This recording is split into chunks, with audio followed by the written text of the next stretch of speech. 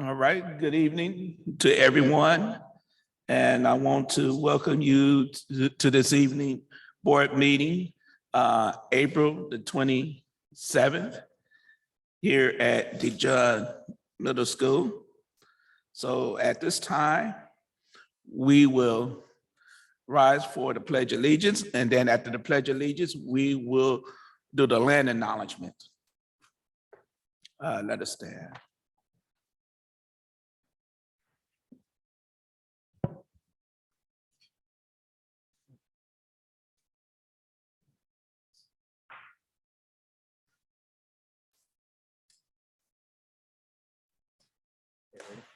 I pledge allegiance to the flag of the United States of America and to the republic for which it stands, one nation, under God, indivisible, with liberty and justice for all.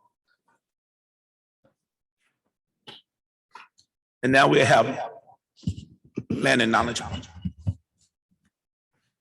Thank you. We recognize that we are presently on the lands of the Chochenyo, Muwekma, Karkin, Ohlone peoples and acknowledge them as the first inhabitants of the land we currently occupy. Thank you. And once again, I want to welcome everybody to this evening meeting. Now we are moving on to 8-4. Welcome. And tonight's agenda, I will ask you to, we're going to be going into closed session. But before we do, the board is here to receive public comment on any closed session items that's been agendized. The board will then adjourn to closed session and reconvene in open session to continue with the regular agenda at 6:30 p.m. If you are attending the meeting in person here at the John and you wish to make a public comment now on the closed session item, you would need to submit an orange request to address the board form to indicate your desire to speak. If participating by Zoom, you will need to raise your hand by clicking on the appropriate icon in the Zoom app by pressing *9. If accessing the meeting by phone, there is no yielding of time to another speaker, and there is no substitution of speaker permitted. Please finish raising up the hands and or turn in the orange comment cards. To access translation of the agenda, click the top of the web page, the word English for translation into multiple languages. Meeting interpretation services are available by Zoom. Clicking on the globe icon at the bottom of the screen. Due to the Brown Act, board members cannot disclose items that are not on the agenda and do not usually respond to items presented in public comment. Please note that the order of business may be changed without notice. And at this time, we will do roll call. Dr. Hurst. Thank you, Mr. President. President Christian. Here. Trustee Clerk Gonzalez-Hoy. present. Trustee Reckler. Good afternoon to everyone. I am present. Trustee Smith-Folds. Good afternoon. Can you hear me? Yes. Good. Present. Trustee Phillips. Not present at this time. So all is present and accounted for with the exception of trustee Phillips. Thank you. All right, thank you, Dr. Hurst. And now we will disclosure of items to be discussed in closed session. Government Code 54957.7.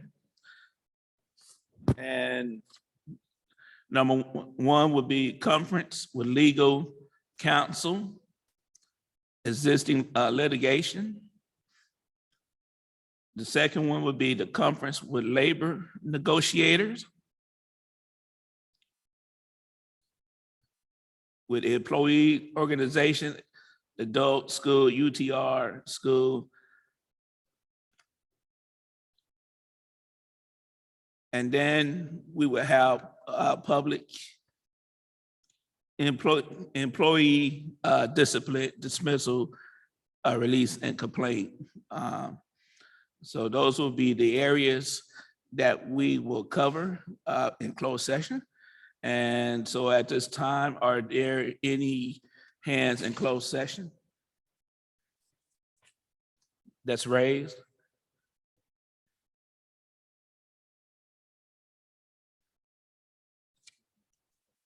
All right, no public comment. And we will adjourn and go to closed session. See you back here at 6:30 p.m.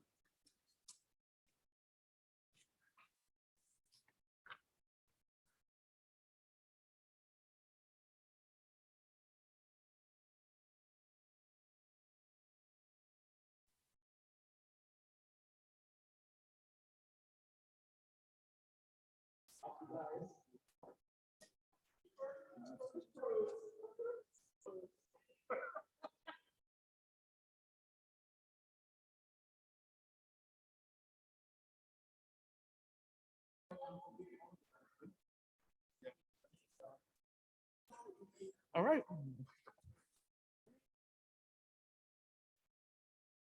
I'd like to say good evening to everyone. Welcome to the April the 27th board meeting here at the John Middle School. To access translation of the agenda, click on the top of the web page using the word English for translation into multiple languages. Meeting interpretation are available in the Zoom by clicking on the globe icon at the bottom of the screen. Due to the ongoing COVID-19 crisis and the manner in which the Board of Education meetings are centered here have changed. Thank you for your understanding and cooperation.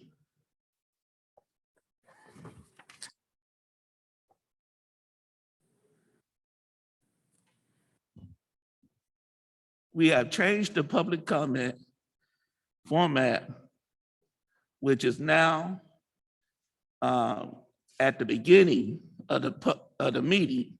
Public comment will last no more than 1 hour and indicate any agendized and non-agendized items. The time allotted for each speaker is 2 minutes.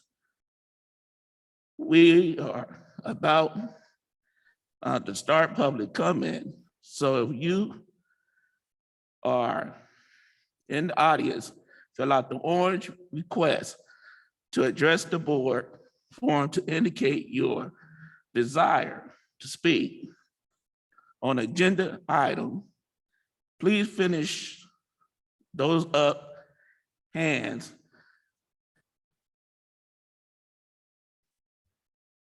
And remember,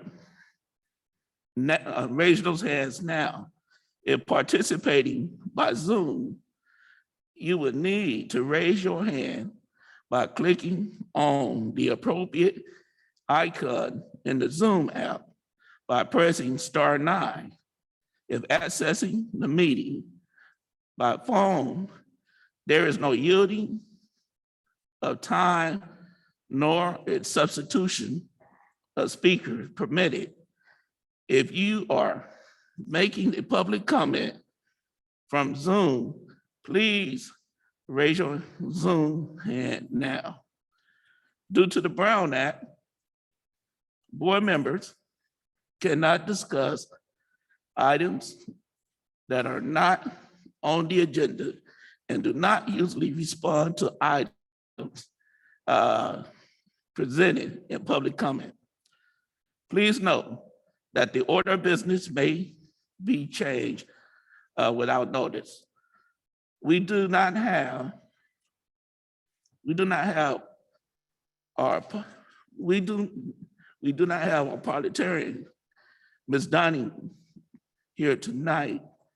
She is ill and wish she could be here.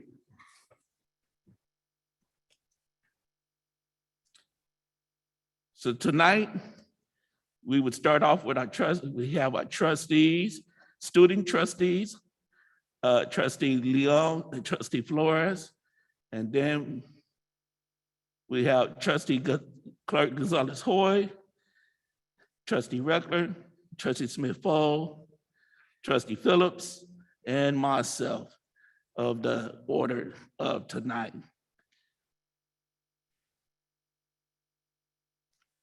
Are there anything to report out from closed session? Nothing to report out, Mr. President. Okay, thank you, Dr. Hurst. Now, we are on item B3, public comment. So do we have public comment in the audience here? And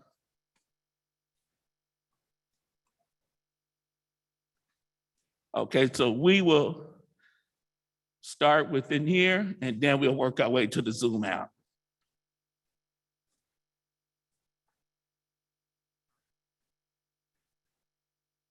Our first public comment is Christina Velasquez Fittler. I'm gonna do a quick test. Yeah. And there's no timer, right? There's no visible timer. If you give me just 1 second to pull one up, I would appreciate it. Okay. I'm Christina Velasquez Fittler, and I'm here to talk about Mira Vista. Our attendance clerk. I know people were interviewed, but no one was hired. What's going on? Our front office staff can't sustain this.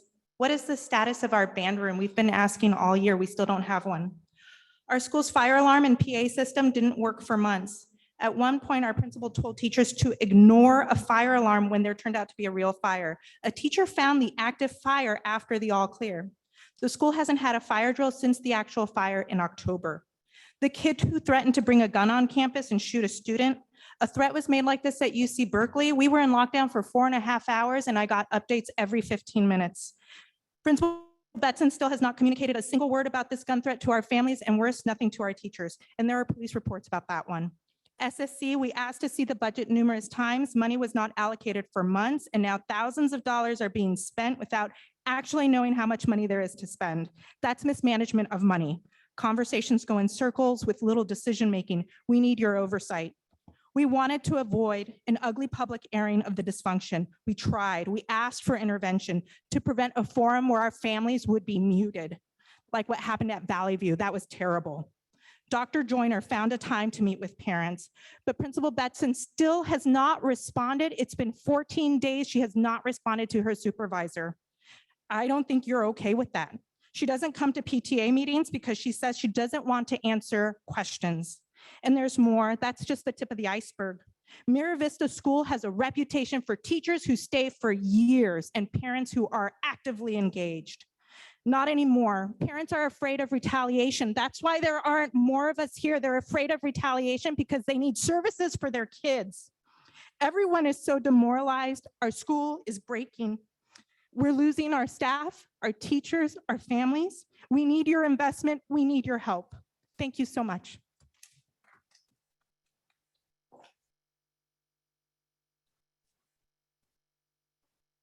Our next public comment is Kimberly Chamberlain.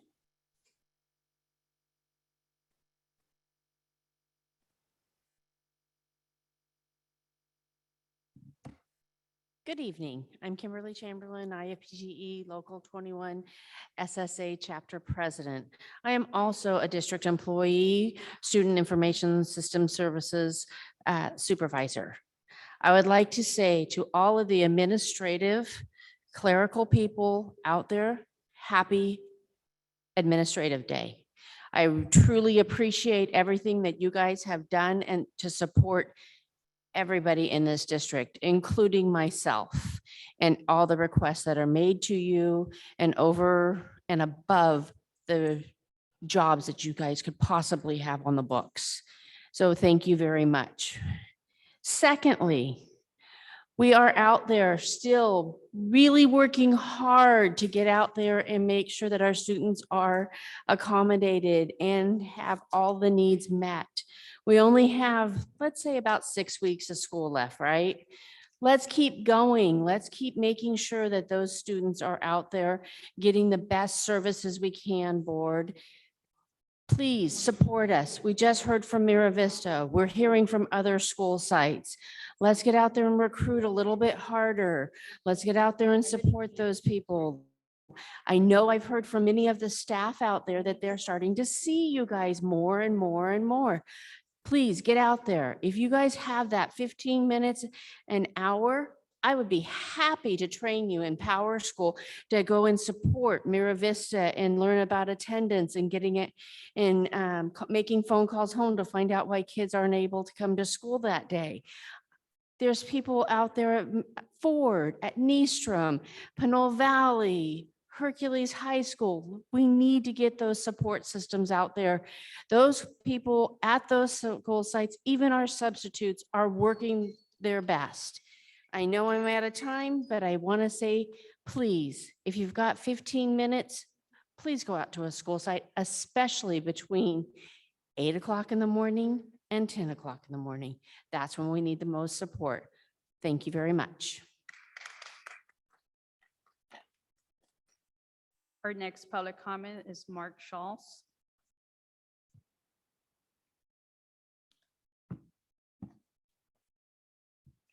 Hey, good evening again, board and trustees and superintendent. So you are probably now all aware that California no longer has a vaccination mandate for 2022. Every time you have represented it did, without mentioning that it was contingent upon other conditions, you have misled the community. Since January, this district is being sued over its vaccination mandate. Whether or not the district will have a vaccination mandate come July 1st is most likely contingent upon the outcome of that suit. Yet the district has never mentioned that its mandate is not definite. The district has only acted and portrayed that it is definite. I can see no reason to conceal this truth from the community except to promote a deception, regardless of the legality of the matter. In my opinion, you would rather risk acting unlawfully for personal interests than to fully inform the community. So now this district doesn't have a state mandate to exclude unvaccinated students from an in-person education, and it is unconstitutional for the district to exclude them. The situation is far from moot, as the trustee previously described it. So come July 1st, how is the district going to accommodate unvaccinated students? Now, the Brown Act gives you the right to respond briefly to public comment. I invite you to exercise that right now. Thank you.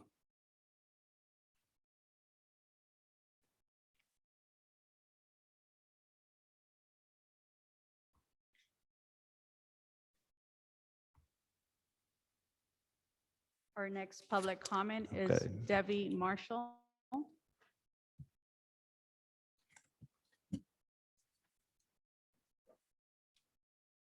Good evening. My name is Debbie Marshall, and I've been part of the West County with my older child who has just graduated from Santa Cruz and has got a job already. And I know there is something good in this district, but there are some things that are definitely flawed. And I've had a personal experience with my child being in the bathroom at El Cerrito High and was trying to keep the people who were trying to beat up the young lady by shutting the bathroom doors.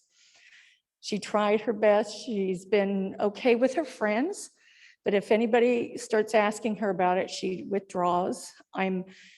She said if the bathroom doors were working, she could have maybe locked it. So I think it's really adamant that we really make sure our doors and locks are all taken care of. It's been kind of an up and down dealing with this past experience. And I'm kind of tired of dropping my kid off at school and telling her, hey, have a good day. And then I say a prayer. Let's hope there's no freaking guns on campus or intruders. I've talked to the principals. I think it's really adamant. It's been seen kind of laxed on the ID cards. I think the kids need to make sure that they are visible. I think they need to do sweeps like they did at Korematsu. I think Matthew Burnham did a great job. Like those kids were in a classroom. If you were in the hallway, that was it. And I think maybe El Cerrito High needs to start doing the same and just do it randomly. I didn't get a chance to listen to the safety thing yesterday. I was working. But I would prefer the police program be back. I felt more comfortable with the police being on campus. I thought we had a good diverse group, at least at El Cerrito High, and that may not be the case for every school. And if that's the Please case, conclude your I think comment. we need, again, the better training, these officers into counseling, that kind of thing. I think it's just really important to address those issues. The other thing, when I hear there's zero tolerance, what is that exactly? I'm more of a solution person than trying to conclude like your sue comment. somebody. But I just want to make sure the kids that did do the offense, that they are given the same opportunity of getting counseling and anger management and whatever is needed to make them a better person in our community and to be able to attend school. That's it. Thank you.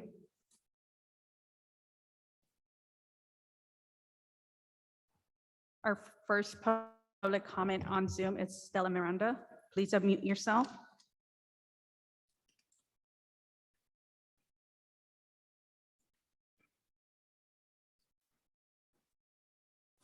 Hi, can you hear me?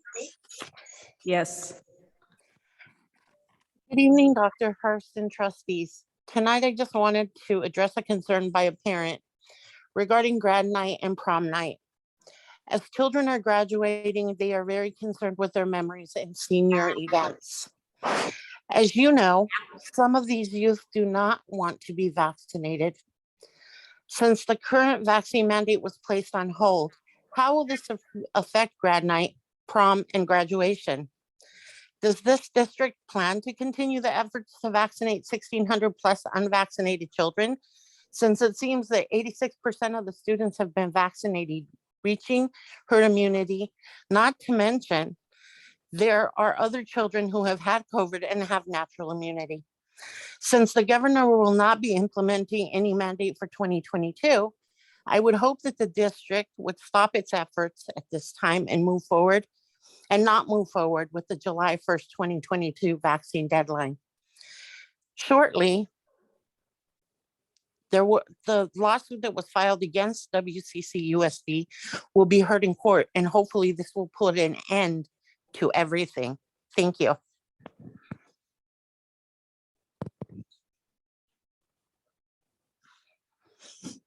I think you're next.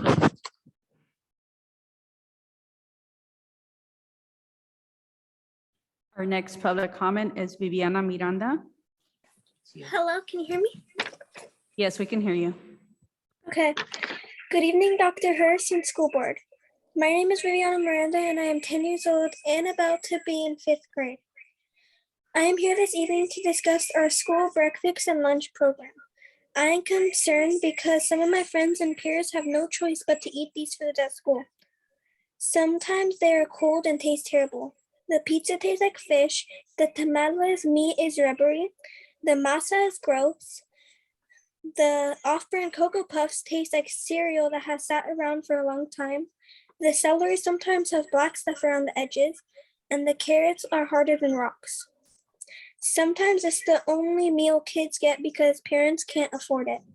We need fresher, healthier, and more nutritious food choices. I would like to invite each of you to our school to have breakfast or lunch to take a moment to review the menus and taste each item to see the quality of the food we, your students, are eating every day. I am sure you wouldn't want to eat this or feed it to your kids. I don't even think prisoners or homeless people would want to eat this food. Don't get me wrong. Thank you for providing this food, but we need to change what we are feeding kids. We need positive, healthier changes, and please get rid of the food that are high in sugar, sodium, and other bad chemicals. Our bodies are growing and we need nutritional foods. Thank you for your time.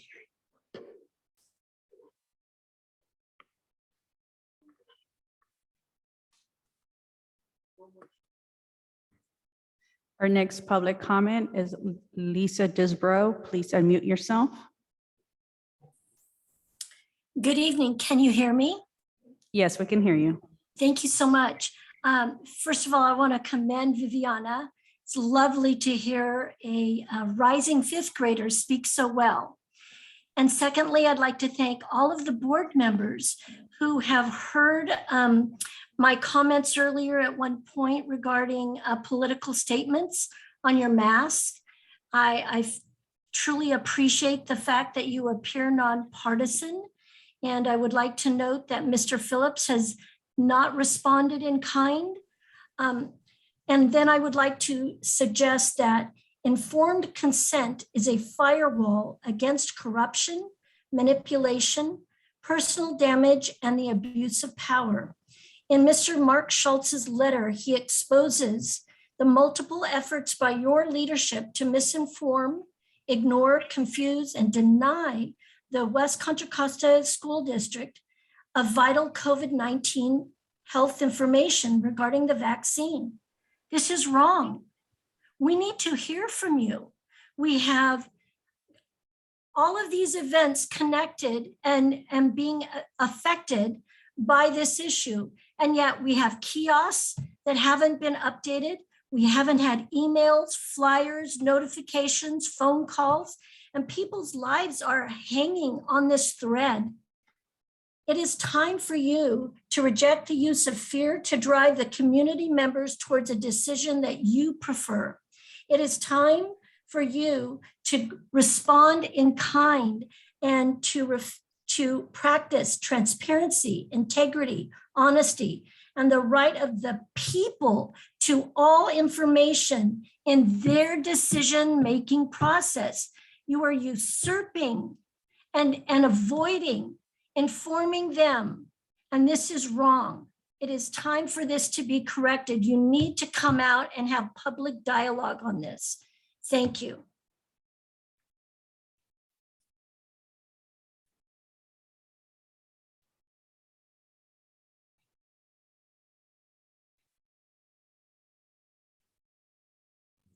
Our next public speaker is Salon Harris. Harrison, please unmute yourself.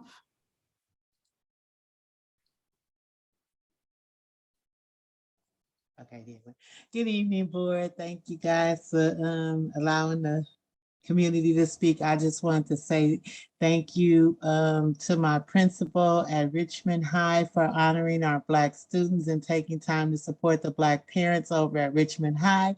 And I also would like to thank Mr. Bowner over at Lake for supporting us and also supporting with the transition meetings for our special needs students, because sometimes they do get overlooked in this process. And I also would like for the board to kind of take a deeper look at how children are being treated that are being transitioned and what that looks like when it comes to the grading and the letter grade and the pass and fail grades. How does that transition in the laws and policies that are in place for changing the outcomes we have for our Black children? Yeah, that's all for this evening. Thank you.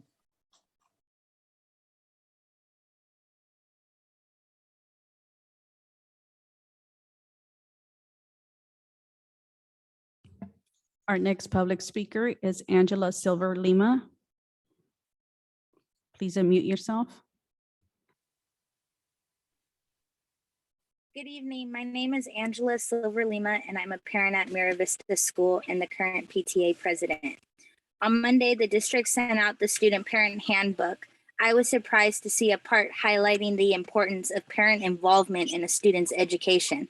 Unfortunately, that has not been happening at Mira Vista School, as parents have effectively been shut out of our school. Teachers have been told that they are not able to have the support of parent volunteers in the classroom. We have not been able to hold any PTA meetings or community events on campus.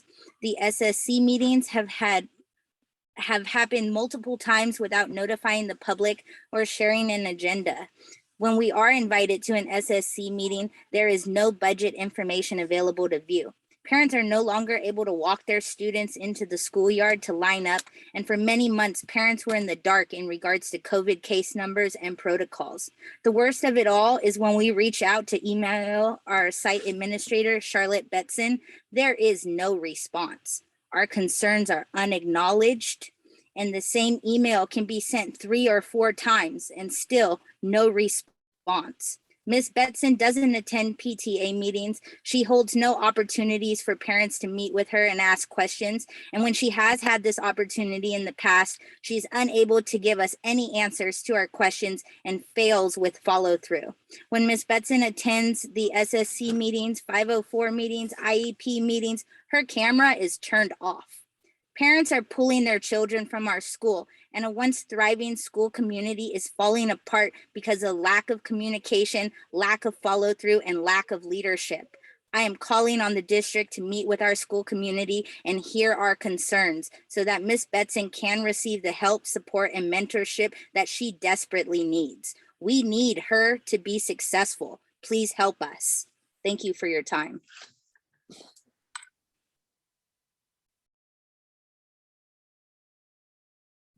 Our next public comment is Don Gosney. Please unmute yourself. Thank you very, very much. I wish I'd caught that young lady's name, that young 10-year-old. First off, she was just so good a speaker. I loved it. But what she had to say is something that you really, really need to pay attention to. The board needs to pay attention. The staff needs to pay attention.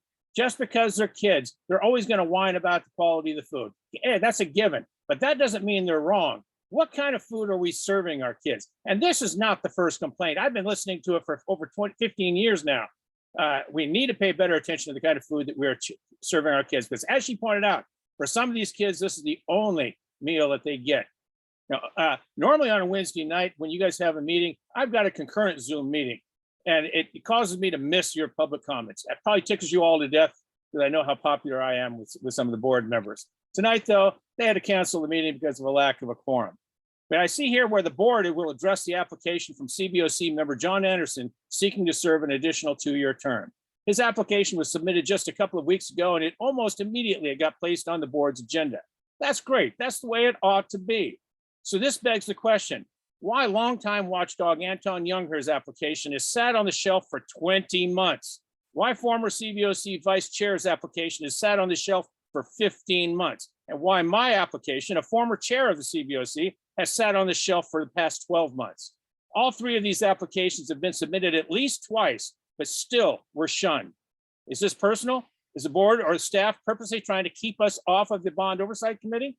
Between Anton and myself, we have about 45 combined years with a bond program.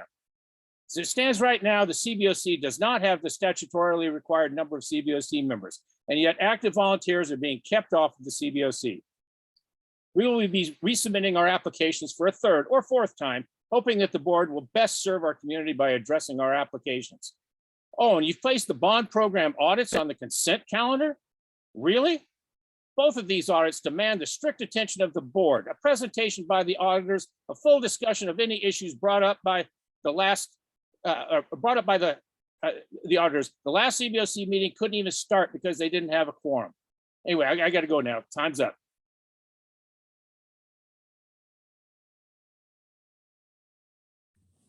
Our next public comment is David Mujol. Please unmute yourself.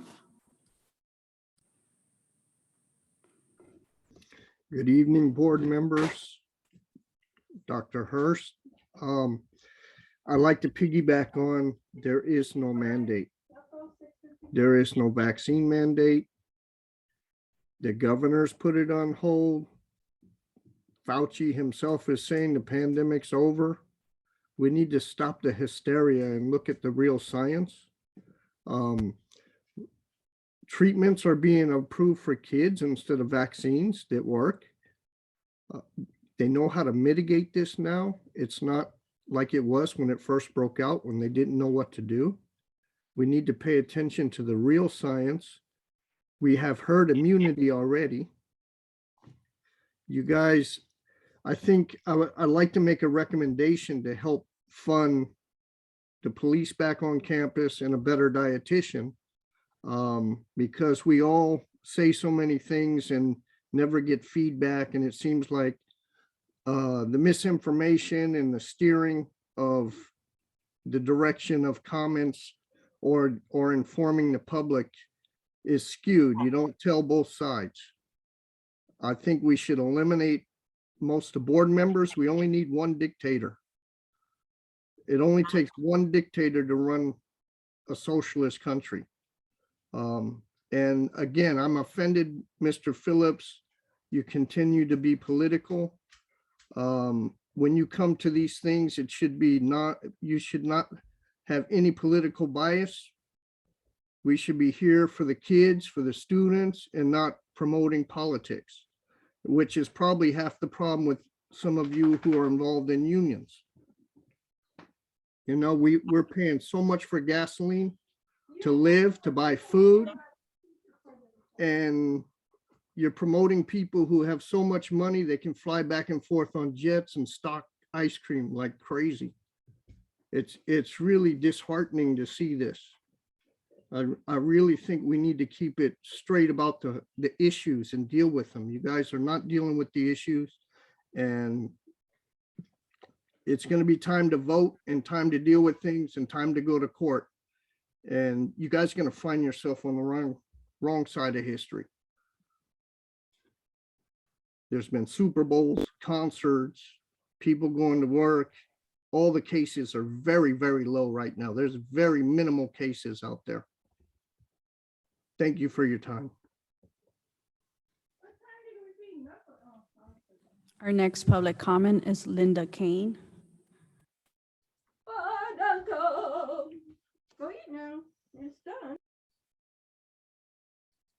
Please unmute yourself. All right, thank you. Good evening, Superintendent Hurst and trustees of the board. I'm listening to the variety of issues you have to deal with, and I'm really overwhelmed. I'm glad I'm not on your board because it's such a hard job, I'm sure.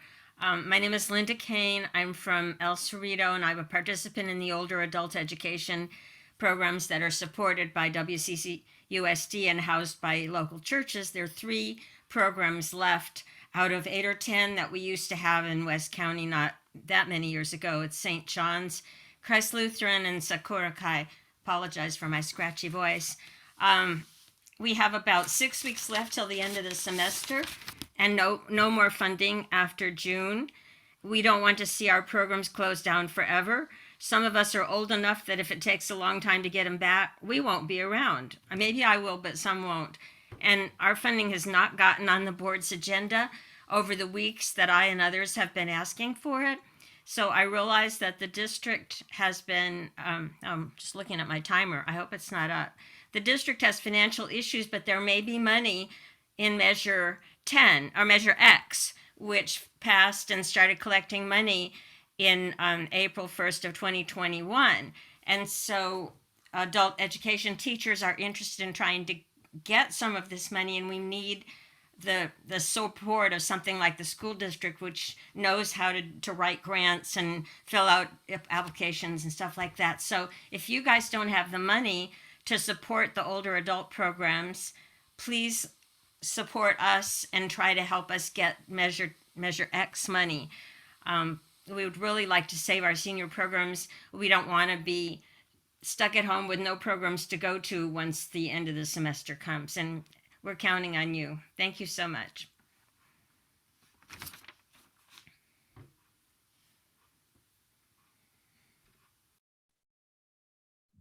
Our next public comment is Maisha Harris Gash. Please unmute yourself. Good evening, Maisha Harris Gash, Kennedy High School, and also a Kennedy grad. So Miss Viviana, I'm glad that you said what you said. High school students feel the same way too. And it seems to me that maybe our students should be our food testers versus I'm not sure who our food testers are since our kids are the ones who are eating the food. Second, everyone has a perspective and their perspective is their truth.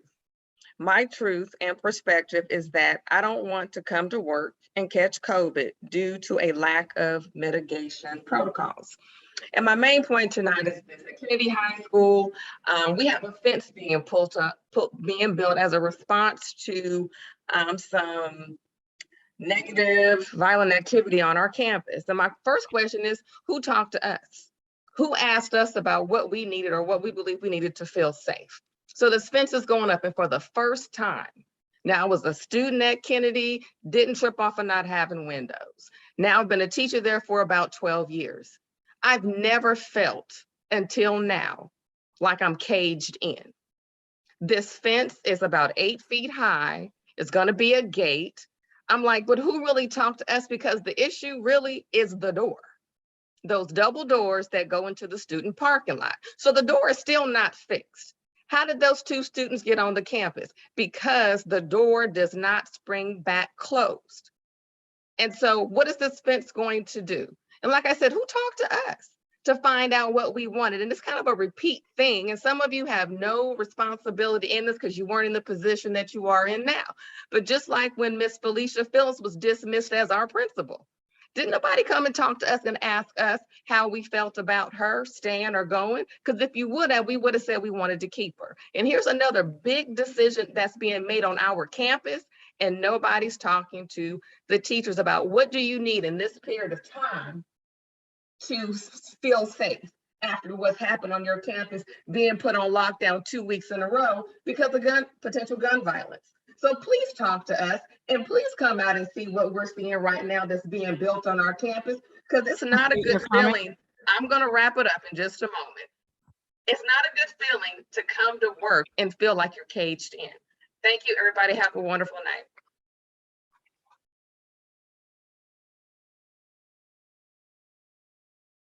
Our next public comment is Peyton Price. Please unmute yourself. Yeah, can you hear me? Yes, we can hear you. Great, thanks. I am a Mira Vista parent. I have a 9-year-old son in 3rd grade and a 7-year-old son in 1st grade. I want to thank Christina and Angela for the statements that they made on behalf of our school community and back them up 100%. It's disappointing to me that we're having this conversation in this forum, kind of complaining to you in 2-minute chunks. We've attempted to take our concerns to the principal, to the school board, through the principal, through our PTA and through all other processes. But the bottom line is that our principal is failing our school right now. I'm not an educator.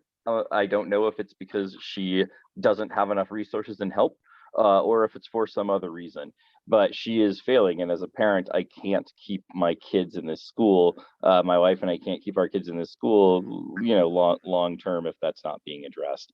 To the specific matter of the fire alarm, I want to raise and reiterate that the principal of a school got on the PA, told the teachers to keep the children in the classroom when the fire alarm was going off. And minutes later, they learned that there was a real fire in the school at that time. I know it's not customary for trustees to respond to public comments, but if any of you all think that was a good idea and an example of good leadership, I would love to hear that explained. Otherwise, Viviana, if you're still listening, keep at it, kid. The world needs more people like you. That's it.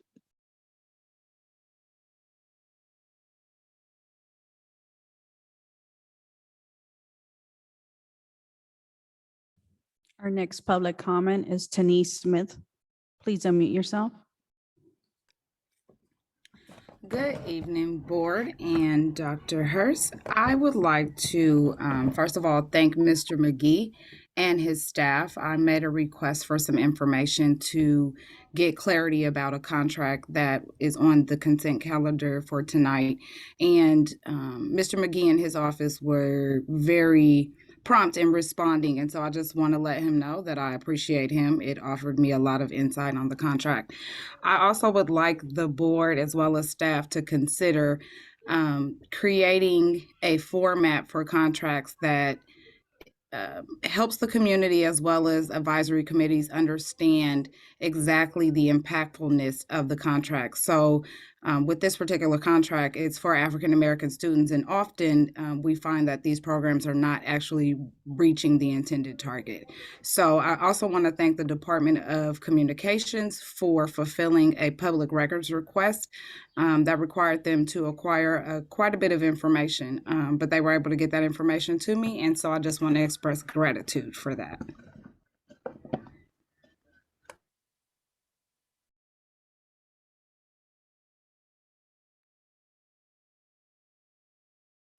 That'll conclude my comment. Thank you. Our next public comment is Eva Resnick. Please unmute yourself.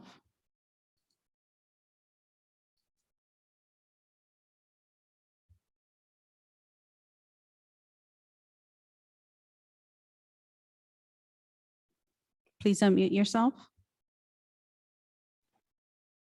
Hi, yes, can you hear me? Yes, we can hear you. I am also a parent from Mira Vista. I have a third grader and a kindergartner. And I just wanted to reiterate what Peyton and Angela and Tina are saying about our school safety. There, not only did the incident happen with the fire alarm where the kids were sent back to class, there haven't been monthly fire drills that should be happening. And sorry, my kids are around me. And there have been incidents at the school with a child bringing a knife to school, a child bringing a gun to school, or threatening, and not much was done about it. And this is very concerning to all of us. Thank you.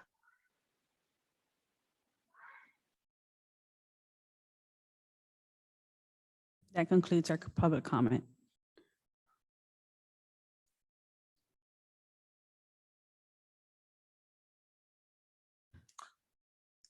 All right, thank you. Thank you to everyone who gave public comment this evening. Appreciate that. And now we'll proceed on with the agenda for this evening. We will continue with B4, agenda review and adoption. So board, Dr. Hurst, possibly the time frame that you think we're going to need for the items. Yes, sir. If I may, Mr. President, I also have some items that I'd like to bring to the board's attention. I'd like to pull as well. But as far as to answer your question, the items that we have to present are minimal in the actions and discussion. And we estimate those being under an hour just to present. All right. But I do have two items that I would like to pull. They're in the contract section. So I just wanted to make the board aware of these. The first one is a contract with Social Policy Research Associates. It's for the Expanded Learning Opportunity Program, and that's one is $98,500. This is a repeat item, was approved at the last board meeting, so that's why we want to pull that item. Again, that was the Expanded Learning Opportunity Program for $98,500. The second item is West Contra Costa Public Ed Fund, Richmond, CDF, Freedom Schools for $114,863, and that's from the LCAP. Those two items. I also wanted to make the board aware, conversation that we engaged in with the board about policy, and we want to let you know that there's going to be a couple of board policies for potential revision tonight. We wanted to let you know that on May the 4th, the next board meeting will bring the appropriate governance policy. And we're going to bring updates that include direction to staff to review and consider all CSBA updates to the board on a monthly basis. Again, we appreciate the conversations that we've been having with board members around this. Also, our goal is to promote transparency, and it will include language requiring public reporting on items such as the FPM findings. So just wanted to make the board aware of that. Thank you so much. All right, thank you. Thank you, Dr. Hurst. And then also I'm gonna ask Clerk Gonzalez-Hoy to keep track of the time. Make sure that we stay in a timely manner. And board, I ask you be succinct in your comments and pick two to 4 points this evening so that we can move the agenda on. Now to the agenda review. We move to adopt the agenda. President Christian, I have a point of order. Go ahead. Would this be the time that I would pull items from the agenda? Is this the proper time? Yes. I would like to pull C7 and C8, please. Which one? C7 and C8 from the consent item. Okay. Thank you. And Trustee Reckler? Thank you. I'd like to pull C14, revised Board of Education schedule. C13? C14. 14. Okay. Trustee Phillips? I would like to pull C6, please. C6.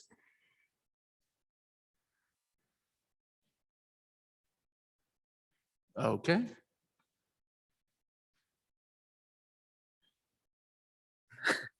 All right. So with that being said, Trustee Clark Gonzalez-Hoy. Thank you, President Christian. I'll make a motion that we approve the agenda with the changes. Actually, let me rephrase that with C6, C7, C8, C14 pulled from consent, and the two contracts that Dr. Hurst mentioned to be pulled from the agenda. Okay. Are there any other changes? All right. Do we make a motion to move the agenda?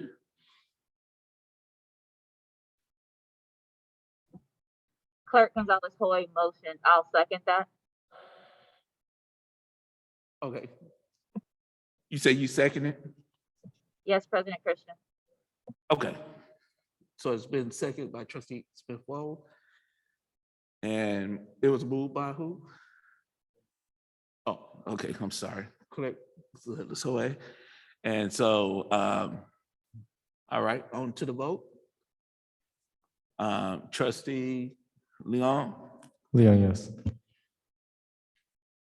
Trustee Flores? Flores, yes. Clerk Gonzalez-Hoy? Thank you. Gonzalez-Hoy, yes. Trustee Reckler?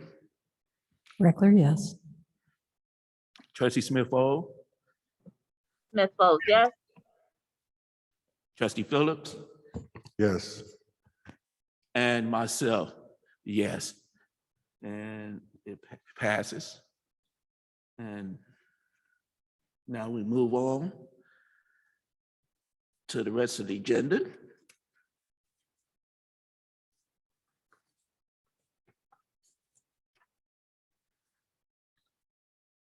Now we go to C5.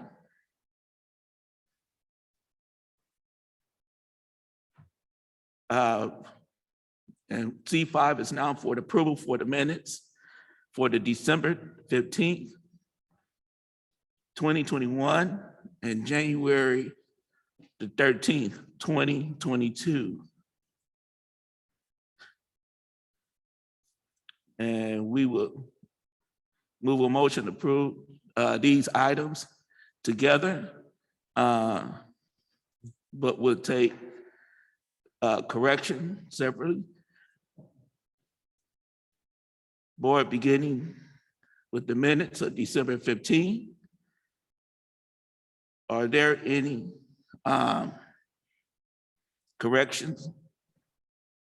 President Christian, there is a correction on the December the 15th meeting. May I go ahead with that correction?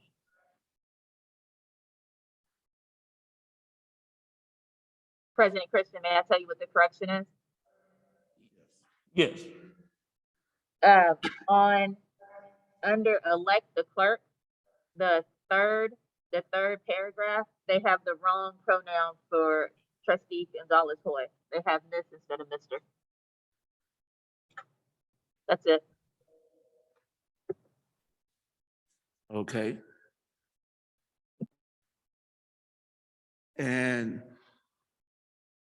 also for January the 13th.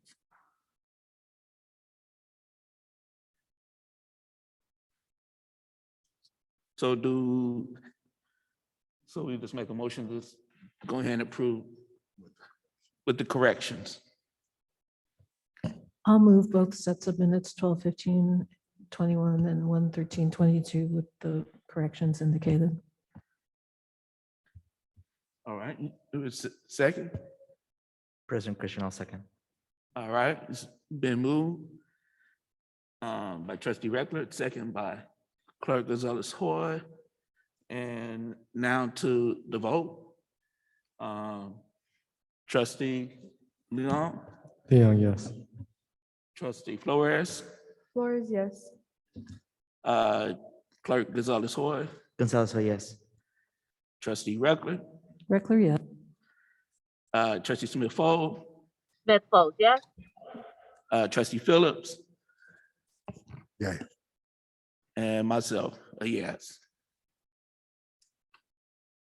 And it motion carried, it passes. All right, thank you. Okay, now we are moving on to the resolutions, B6. And we have a lot of resolutions tonight. And so our student trustees are going to be leading the resolutions, and I think they split it up between both of them. Trustee Flores, we'll start first. Thank you. Now therefore be it resolved that the Board of Education of the West Contra Costa Unified School District hereby recognizes April 22 as Public School Month and urges communities and educational institutions to appropriately observe the efforts of students, teachers, and administrators of the public school system.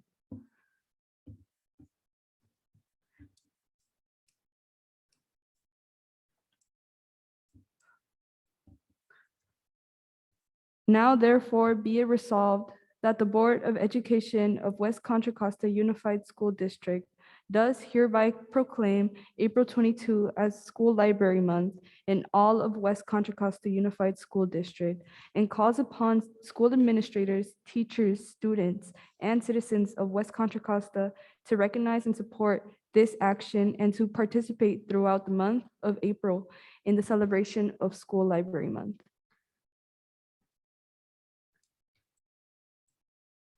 Now, therefore, be it resolved that the West Contra Costa Unified School District Board of Education and WCCUSD Superintendent recognize and commend volunteers and join the nation in celebrating National Public School Volunteer Week, April 18 through 22, 2022.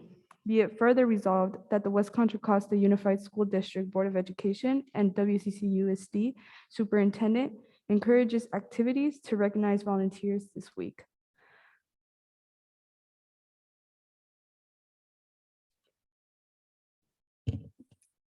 Resolution number 74-2122. Now therefore be it resolved that the Board of Education of the West Contra Costa Unified School District hereby proclaims April 2022 as National Bilingual Multilingual Learner Advocacy Month. Resolution number 73-2122. Now therefore be it resolved that the West Contra Costa Unified School District Board of Education does hereby adopt this resolution to designate the week of April 24th to 30th, 2022 National Student Leadership Week. And be it further resolved that the West Contra Costa Unified School District Board of Education recognizes and encourages our student leaders to continue to advocate for student voice and leadership in education throughout the WCCUSD system. Resolution number 75-2122. Now therefore be it resolved that the West Contra Costa Unified School District Board joins the Arab America Foundation in celebrating April as 2022 National Arab American Heritage Month in recognition of the many contributions Arab Americans have made to our society. Resolution number 76-2122. Now therefore be it resolved that the West Contra Costa Unified School District Board of Education and WCCUSD Superintendent proclaim April 1st through April 30th as National Poetry Month. Be it further resolved that the West Contra Costa Unified School District Board of Education encourages activities to recognize and celebrate the cultural riches our community has to offer, and to recognize the important role poetry plays in creating and sustaining this great nation with appropriate ceremonies, activities, and programs. Thank you.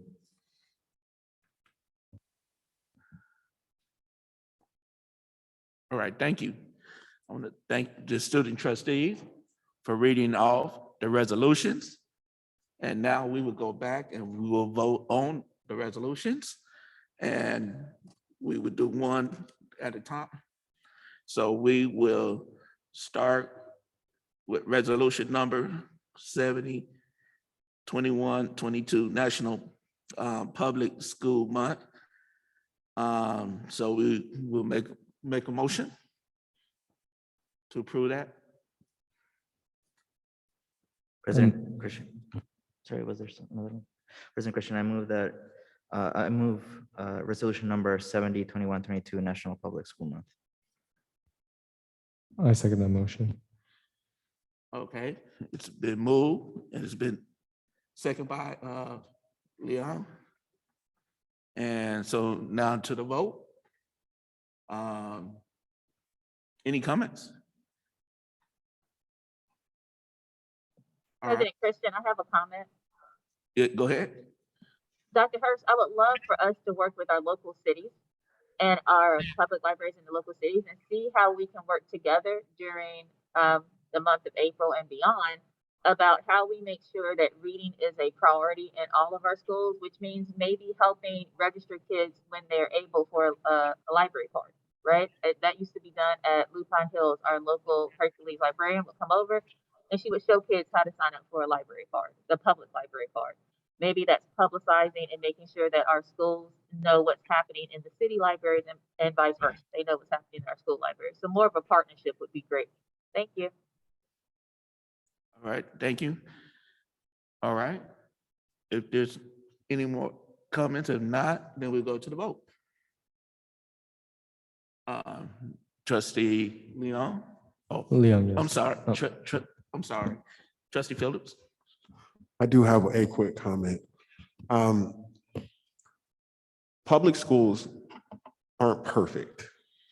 And this district definitely isn't perfect. But in the last few years, we've seen how much we actually rely on public schools and public school employees. And when this district shut down and districts across America shut down, all we heard was, when are they going to open back up? People relied on this district for food, for other resources, for vaccinations. And so I'm not saying that everything that we do is right. I'm not saying that we can't do things better.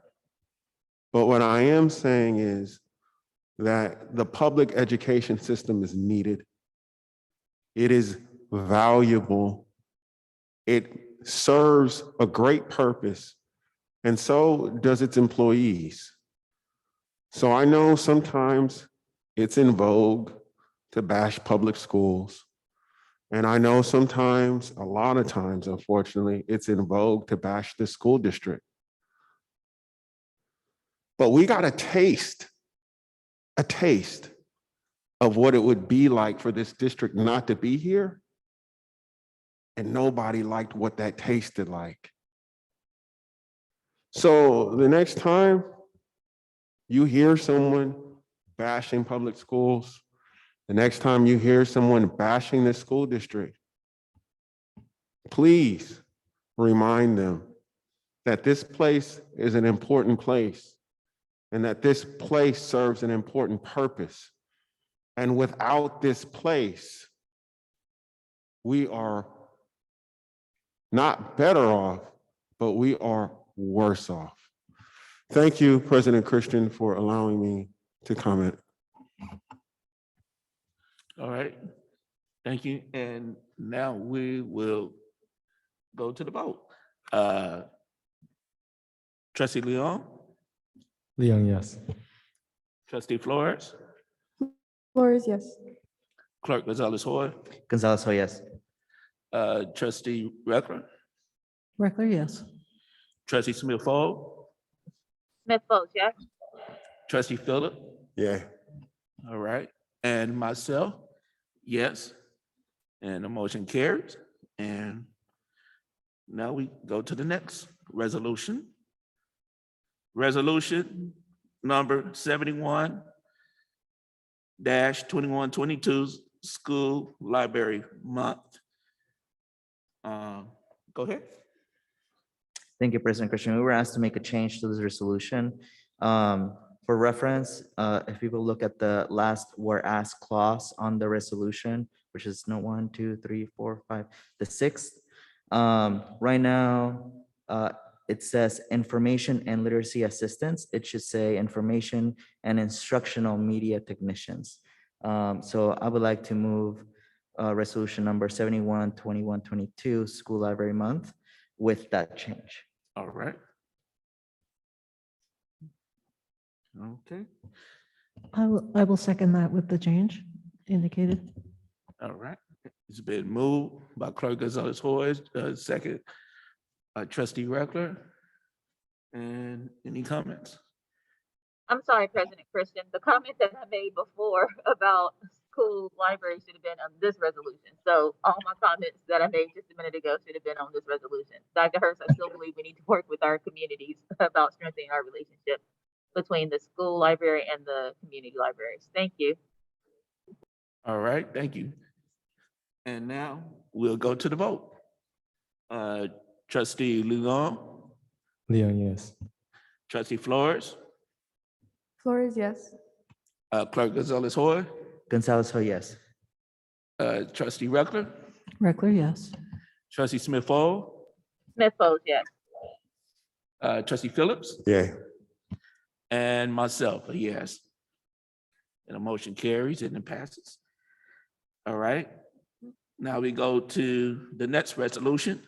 Resolution number 72-2122, National Public Schools. So we go to that resolution.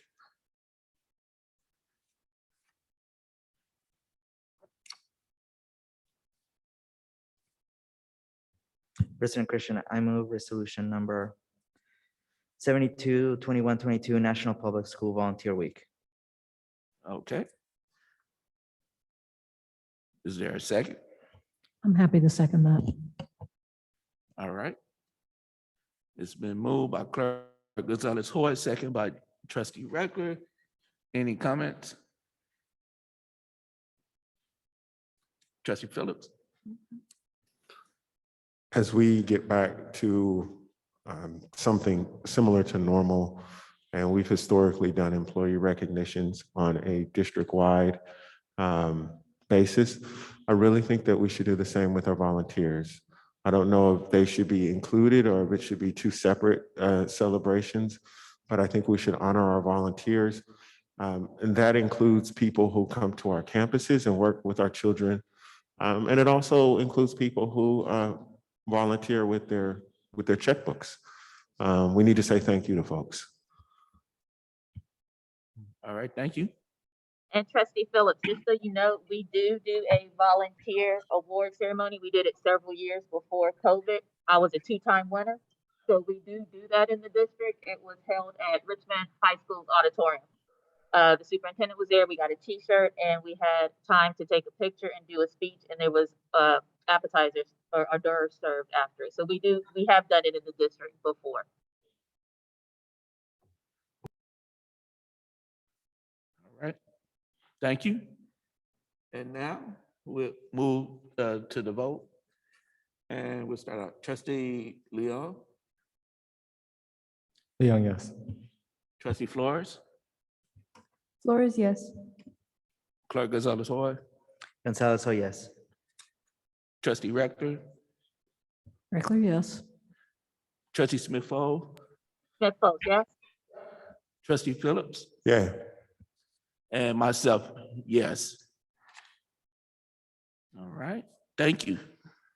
All right. And we move to the next resolution.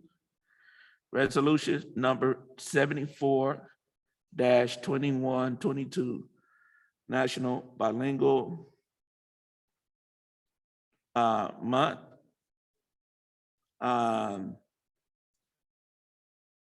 So we'll. President Christian, I'll move resolution number 74-2122, National Bilingual Multilingual Learner Advocacy Month. I will second that. All right. It's been moved. And moved by Clerk Gonzalez Hoy, second by Trustee Smith-Fall. Any comments? Trustee Phillips? I'm gonna, I usually don't do this, but I'm gonna take a page from one of my colleagues. We are in quite a situation with everything that's going on right now. But we do need to make sure that we are paying attention to our English learners and their specific needs. And I say specific because they have some needs that are not necessarily the same as other students. And there have been things, policies, roadmaps, plans that have been just kind of lingering and have lingered for some time. And I know that there's work being done, but it needs to get done, I guess is what I'm trying to say, because that is a large population in our district, and they need to be properly served.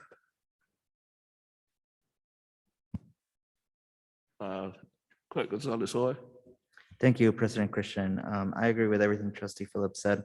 And I would like to add, I am myself an immigrant and a bilingual student and was a bilingual teacher. And I think that one of the amazing things about our district is our bilingual programs.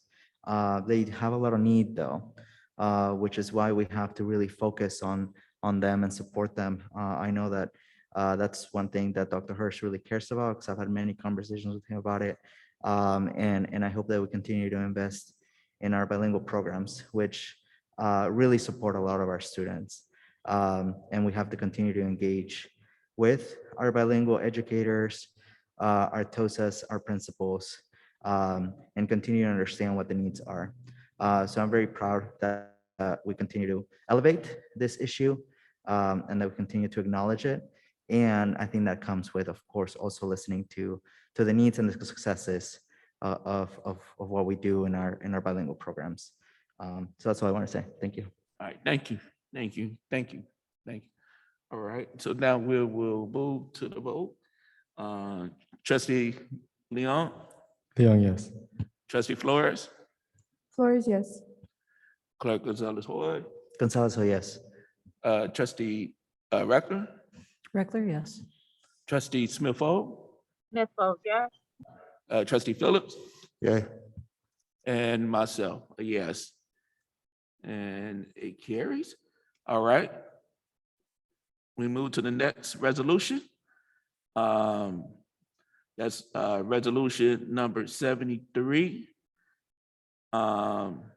dash 2122 National Student Leadership, April the 24th to the 30th. And so do we have a motion? Go ahead. I have a comment, and I don't know if I could do this, but I really wish to add on to the resolution that not only should we continue to encourage already student leaders in advocating, but also encourage every student to become leaders, because I believe that not all students believe in the power of their voice. So I just really want to add that in the resolution. Thank you. All right, thank you. I would be honored to second that if we're ready for a second.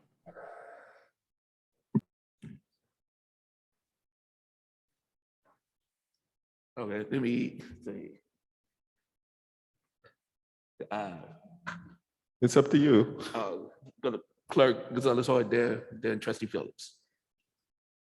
I couldn't hear Trustee Smith Folds, but my suggestion was going to be that we just add a word under be it further resolved, where it says student leaders to continue to advocate for students' voice and leadership, and their continued involvement, or I'm not sure what Trustee Flores would like to add, but I think that it would go in that section, perhaps. Maybe a word or two about. Yeah, that's fine. I just really want to emphasize that they should not only encourage the already student leaders, but to also encourage other students that you don't typically see as leaders to become leaders, right? So I'm not really sure how we can word that into like maybe shorter, but I really want to put that in. Got it. Thank you for the clarification. Then I would suggest, it says that same sentence, and encourage our student leaders and non-student leaders to continue to advocate. So just adding and non-student leaders to that sentence, which is, if you look at the resolution, it is the be it further resolved first sentence, just adding those three words onto it. All right, thank you. All right, Trustee Phillips.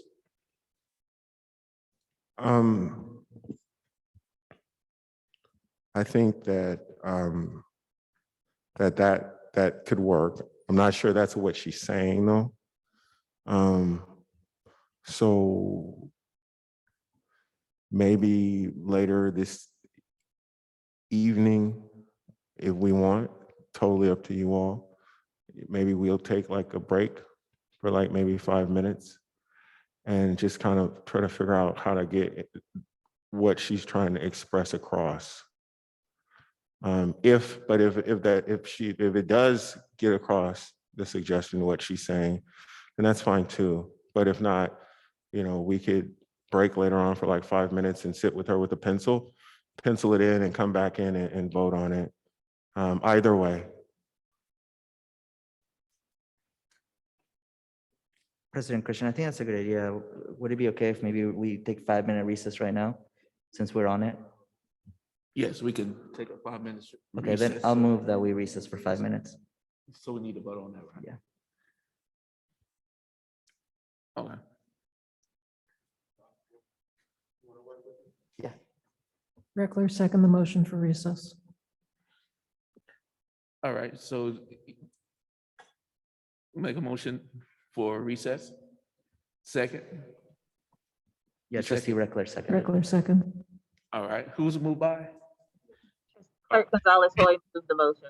Okay, Clerk Gonzalez Hoy and then trustee Reckler. Okay, now to the vote. For trustee Leon, Yeah, yes. trustee Flores, Flores, yes. Clerk Gonzalez Hoy, Gonzalez, Hoy, yes. trustee Reckler, Regular, yes. trustee Smith Fall, Smith Folds, yes. trustee Phillips, Yeah. and myself a yes. And we'll be on break for 5 minutes. And we'll be back.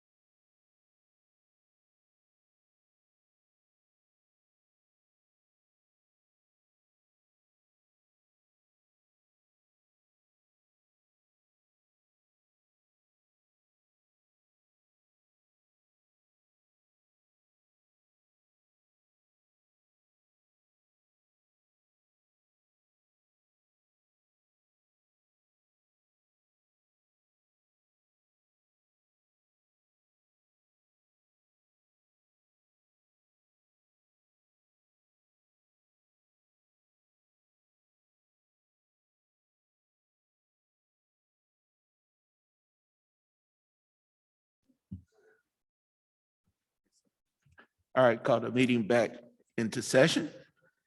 And we will pick up where we left off. And we will go to student trustee Flores. And Flores.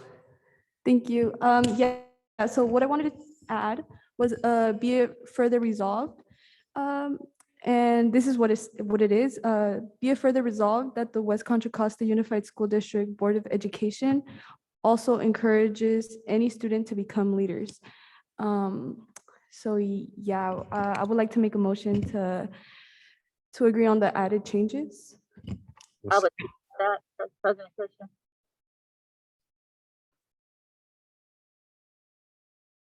I don't know if you heard me, President Christian. I would like to second. Ms. Folds, second. You second it? Yes, President Christian. Smith Folds, second. Okay. All right. Are there any comments? If not, I have a comment, President Christian. all right, go ahead. I think it's imperative that when we talk about student leadership, that we make room for student voice. I know that at the strategic plan, we had a panel where the students get to talk, and we need to have more of that. I want to encourage us on the board and on the dais to make sure we make room for student comments at the end of every meeting, because it's valuable. We cannot vote in to recognize student leadership and not at the very beginning or the very top recognize student voice. We have 2 student trustees. We should always be able to hear their comment. I appreciate that we're bringing back the student reports, but we also need to hear their comments. Thank you. All right, thank you. And so now we will go to the vote. If there's no more in the comments, we go to the vote. Trustee Leon? Leon, yes. All right, thank you. Trustee Flores? Flores, yes. All right, thank you. Clerk Gonzalez Hoy? Gonzalez, so yes. Trustee Reckler? Reckler, yes. All right, Trustee Smith-Fall? Smith-Folds, yes. Thank you. Trustee Phillips? Yeah. Thank you. And myself, a yes. And it carries. Now we move to the next resolution. Okay, I'm sorry. 75-2122, American Heritage Month.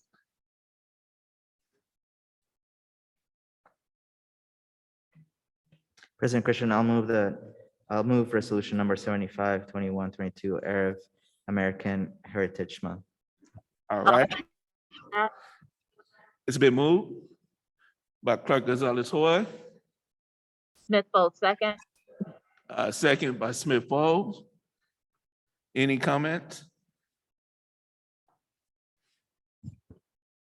If not, okay. Oh, Trustee Phillips.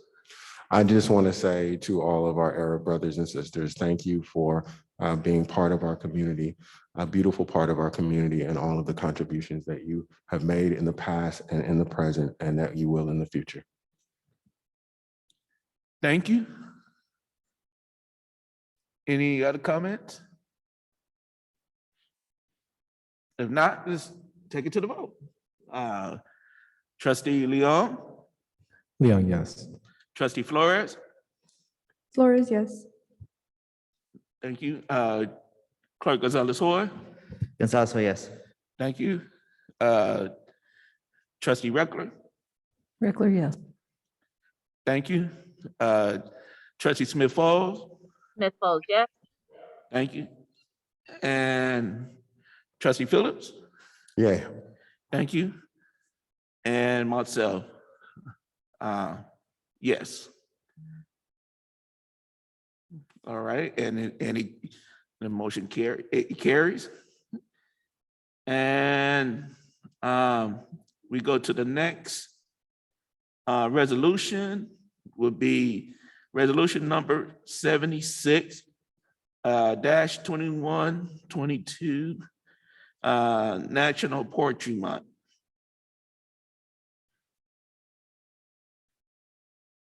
President Christian, I'll move resolution number 76-2122, National Poetry Month. All right, it's been I'll- moved. I'll second. Smith-Folds, second. All right, and just, excuse me, second by Smith-Folds. Any comments?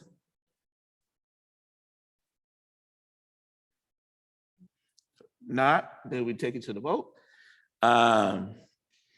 Trustee Leon? Leon, yes. Trustee Flores? Flores, yes. Thank you. Clerk Gonzalez Hoy? Gonzalez, so yes. Thank you. Trustee Reckler? Reckler, yes. Thank you. Trustee Smith-Fall? Smith-Folds, yes. Thank you. Trustee Phillips? Yeah. Thank you. And myself, a yes. And it carries, so, and that was, I believe that was the last resolution. All right. Thank you. Thank you to everybody. Thank you. All right, now we move on to the C, consent items. And the C consent calendar. So we're going to, right, I see Trustee Reckler here. A motion? So I do have a motion, and the motion is that I would like to hear consent C6, C7, C8, and C14 immediately after the superintendent communication. And the reason for that is that we actually have the auditors on the line, and if they could be heard instead of waiting late into the evening, I'd really appreciate that. So my motion would be that consent is accepted, which we already did, except that we move C6, C7, 8, and 14 up until right after the superintendent communication D. Okay. I will second that. All right. You say you second? Okay. And it's been second. And any comments? Do we comment on that, or we just go to the vote? So My question is, was the motion including that we approve the consent calendar? I couldn't hear. I apologize. I just wanted to get Oh, yeah. clarification. I'm sorry, I forgot that part. I approve that too. Yeah, we're approving the consent calendar, right? Yeah. Trustee Phillips? So I think she's really making two motions, and I'm seconding both of them. One motion is to approve the consent calendar. The other motion is to move those items. Maybe we need to take them one at a time, but she is making two different motions. Okay, so we'll make the changes. So I would start with the consent calendar and vote on that. And then when that's done, I would move to the second one about moving the items. Okay, so are there any other thing? And I'm happy to restate it if it's not clear. What was that? I'm happy to restate it if it is not clear. Okay. So So the first motion will be to approve consent yeah, with the items already pulled that we did yeah, before. with the items pulled, so. All right, so we go with the good. All right, so take it to the vote, right? All right, Trustee Leon. Leon, yes. All right, thank you. Trustee Flores, Flores, yes. thank you. Clerk Gonzalez-Hoy, Gonzalez, oh yes. thank you. Trustee Reckler, Reckler, yes. thank you. Trustee Smith-Fold, Smith Folds, yes. thank you. Trustee Phillips, Yay. thank you. And myself, yes. So, all right, Okay, so then for the second motion is that the now we pulled, go back to those items there. the pulled items of C6, C7, C8, and C14 are heard right after the superintendent communication D. All right, so those are the items we would discuss first. She's saying to move those to after the superintendent's report, Superintendent report. right after it. Now, No, he hasn't done his report yet. She would like to have those items heard when his report is done. oh, okay, I got you. All right, so we would have that done at the superintendent report. Okay, so we need to do the vote. And Trustee Phillips, you second that motion as well? All right, so, all right. Trustee Leon, Leon, yes. Trustee Flores, Flores, yes. all right, thank you.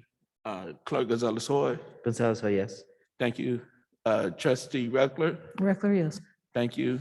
Trustee Smith Fall, Smith Folds, yes. thank you. Trustee Phillips, Yeah. thank you. And myself, a yes. All right.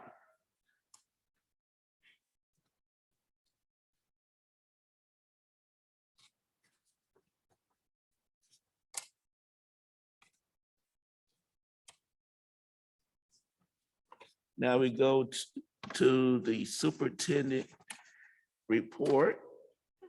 And Dr. Hurst, it is your hands now. Thank you very much, Mr. President. I appreciate that. We're going to bring up the presentation, please.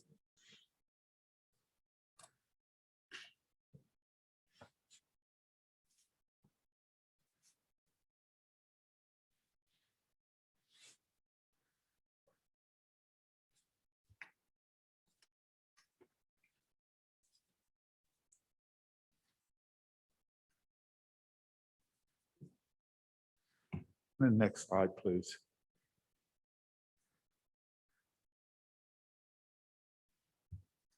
And the next slide. We wanted to take a moment just to recognize retiree instructional bilingual aide, Lita Grenfield of Wirral, passed away April 9th. Lita was hired originally on April 1st, 1997, as a sub-instructional bilingual aide and became a permanent instructional aide bilingual on January the 18th, 2000.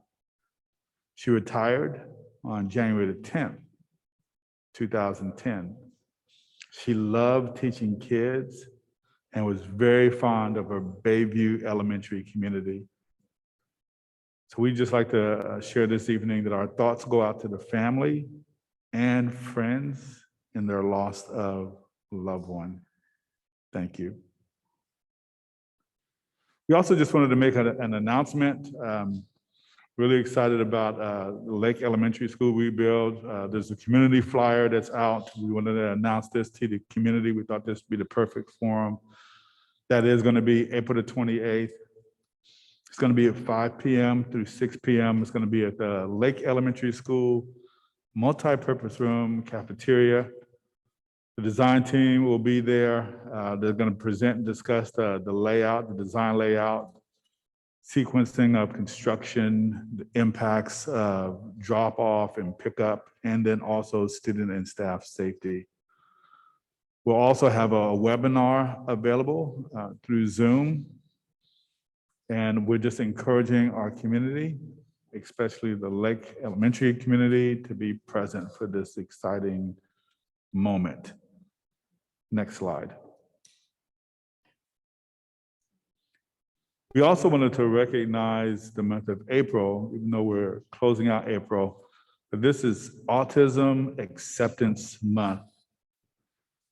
Autism Acceptance Month, previously named Autism Awareness Month, aims to celebrate and promote acceptance for the condition that occurs in 1 in every 54 children as of 2020 in the United States.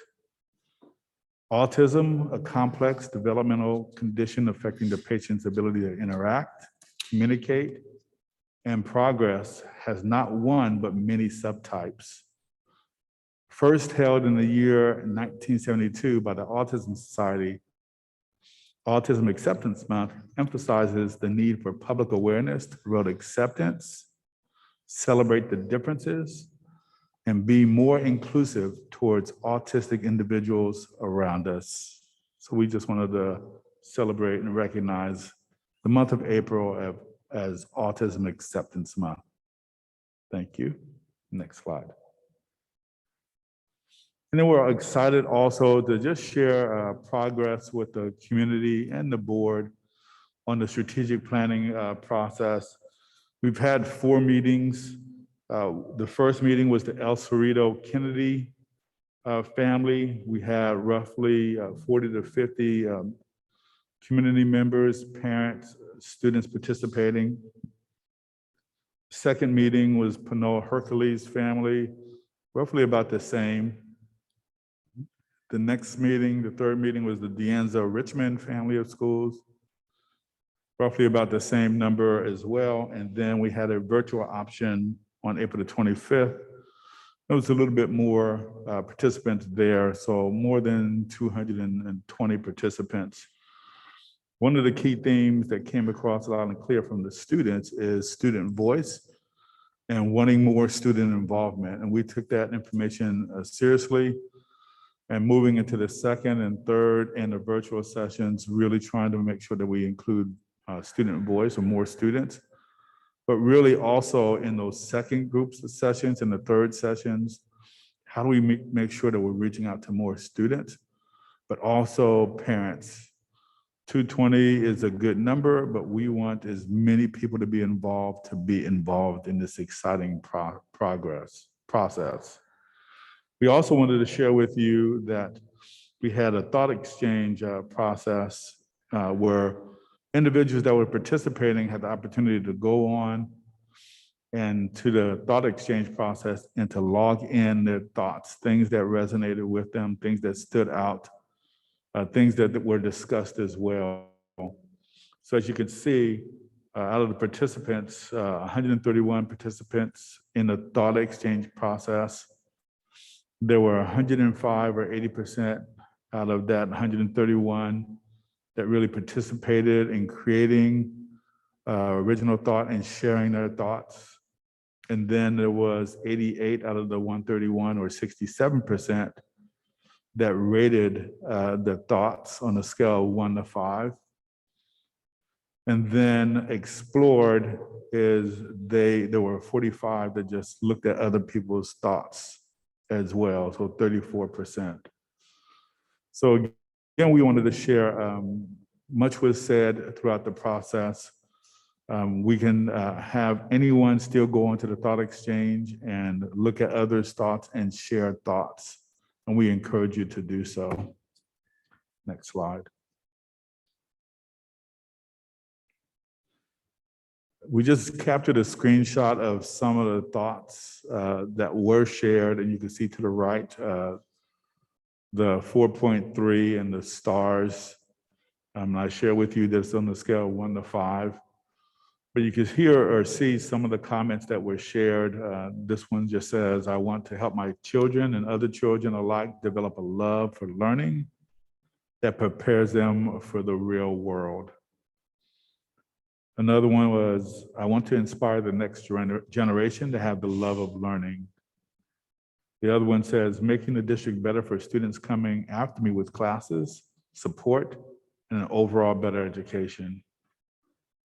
And one of the other ones, equity, being honest about the big gaps and differences we have in our district, and being ready for bold moves that meet needs.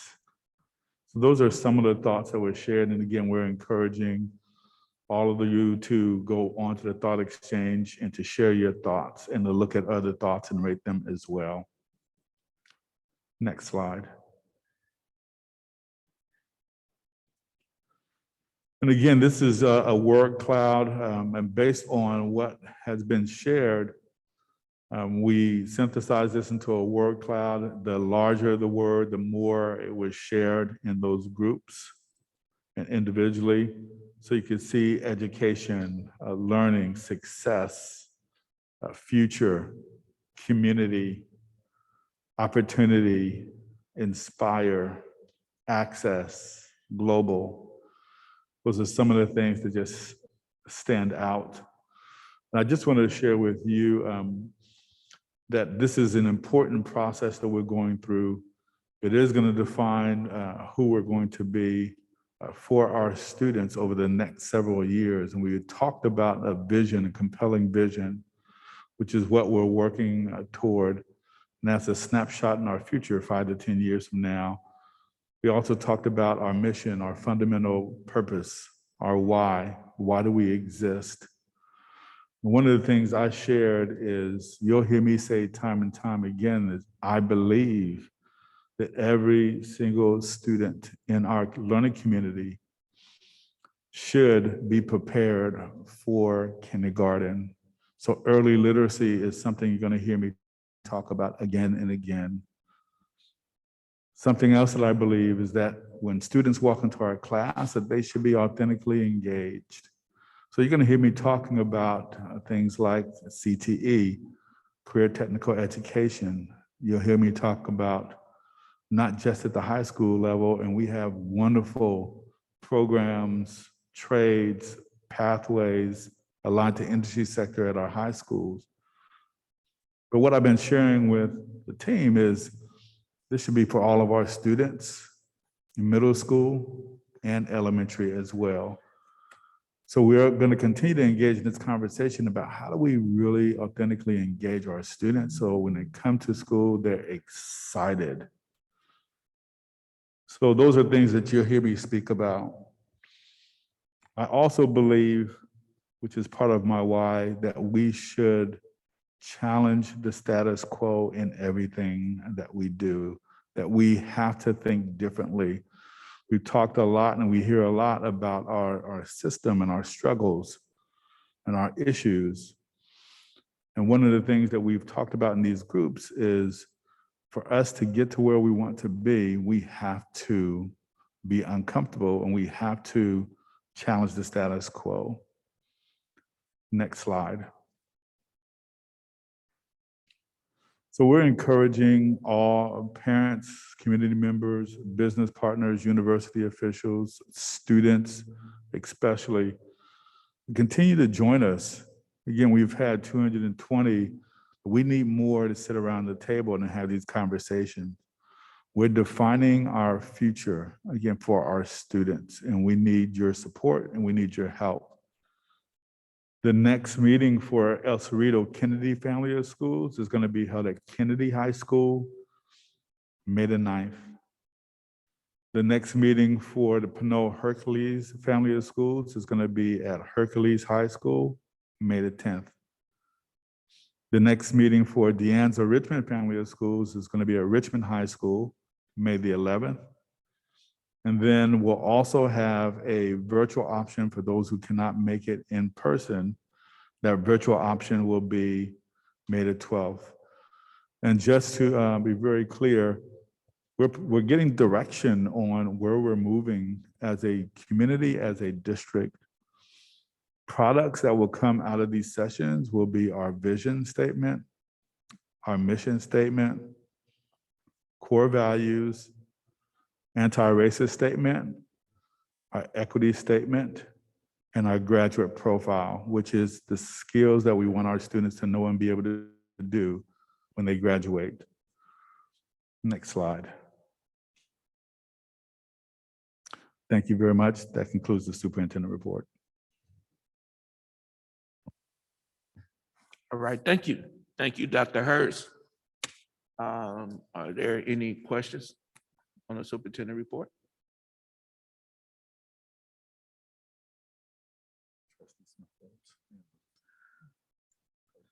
All right, so Trustee Smith Folds, and then we're going to Trustee Phillips. Thank you. Dr. Hurst, was the Zoom meeting recorded? And if so, is that up on the district website? Where would that be located? I believe it is recorded, and I'm looking at our communications director just to see where that is accessible, and I'll let him speak. Okay. I believe it should be available on YouTube, on the district YouTube page. Thank you.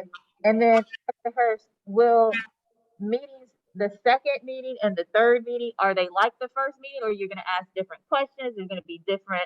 You're going to go further into the strategic planning.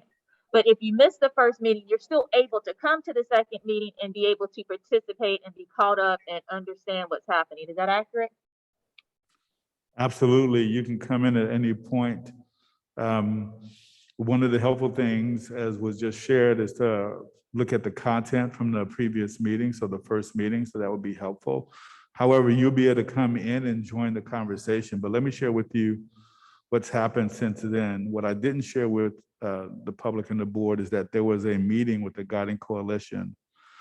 And I spent some time talking about the Guiding Coalition, and that's a group that's separate from the group that came to all these meetings. And it's about 15 to 18 people. So a student, a teacher, a representative from each one of the unions, community college president, community organizations, and then CBOs as well. And what those individuals did is they actually attended this guiding coalition, and all of that information from those meetings, they synthesized it. They read all of that information and the data. And they were looking for common language, because that's what you're doing through the process of visioning and mission and developing core values in the equity statement and anti-racist statement. You're looking at commonalities. You're looking at themes. So that was part of their job. So what's going to happen is at the next meeting, you'll get, that group will get a synthesized list of themes and commonalities. So we'll start taking it deeper as you shared. So part of that mission and vision process is to now, let's start looking at these themes. Let's talk about the common themes and trends, and let's start crafting a vision statement.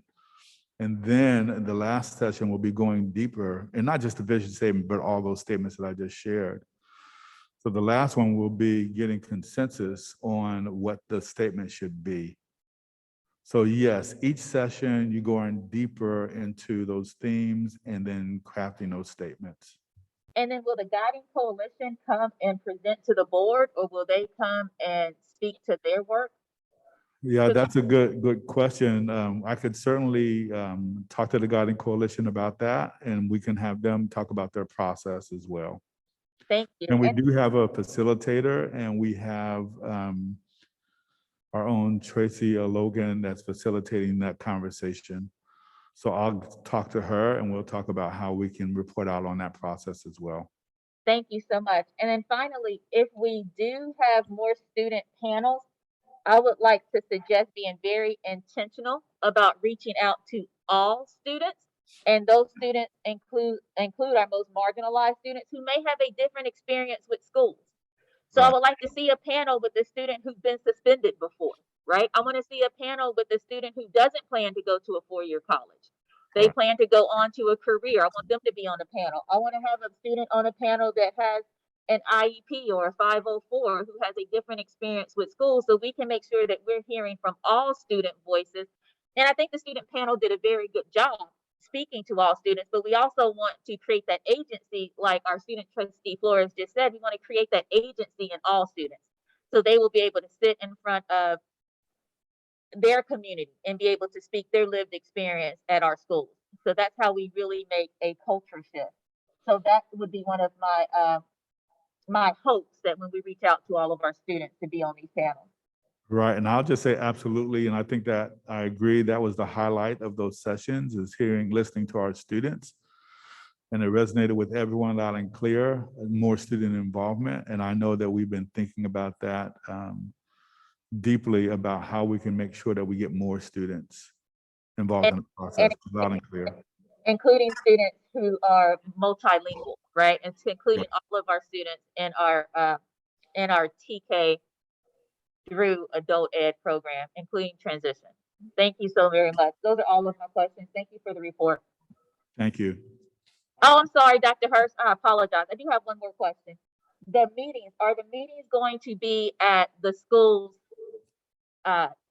cafeterias or their libraries? Where are those meetings going? Can we add that location when we are distributing information? Yes.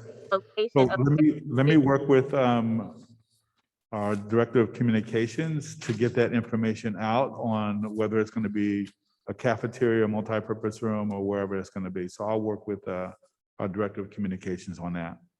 Thank you. I'm complete. Thank you. All right, thank you. Trustee Phillips. I was contacted by Henebeva Calloway, who is a former mayor and councilwoman from San Pablo, about the lake rebuild. And specifically what she wanted to know was, how do we get that school renamed for someone that I knew who was a giant, kind of literally and figuratively. He was a big man, but Leonard McNeil, who was he was on the wastewater district, he was on the council, he was a past mayor of San Pablo, but he was just an activist. in this area, in this community, and he was from here. So my request is in relation to your report on Lake. I am requesting that a renaming committee is formed, and that Trustee Christian, President Christian, in our normal cadence, appoints me to the renaming committee with one of my colleagues who would like to be part of it as well. My understanding is that the entire San Pablo City Council is asking for this as well. That Genoveva, who is also a great activist and community member, is reaching out to Principal Bonner. I believe she may have contacted Mr. Freeze already, but I am asking for a renaming committee for Lake for us to go through the process so we could consider potential new names for the school. Thank you for that, sir. And particularly before, the signage gets reprinted and everything.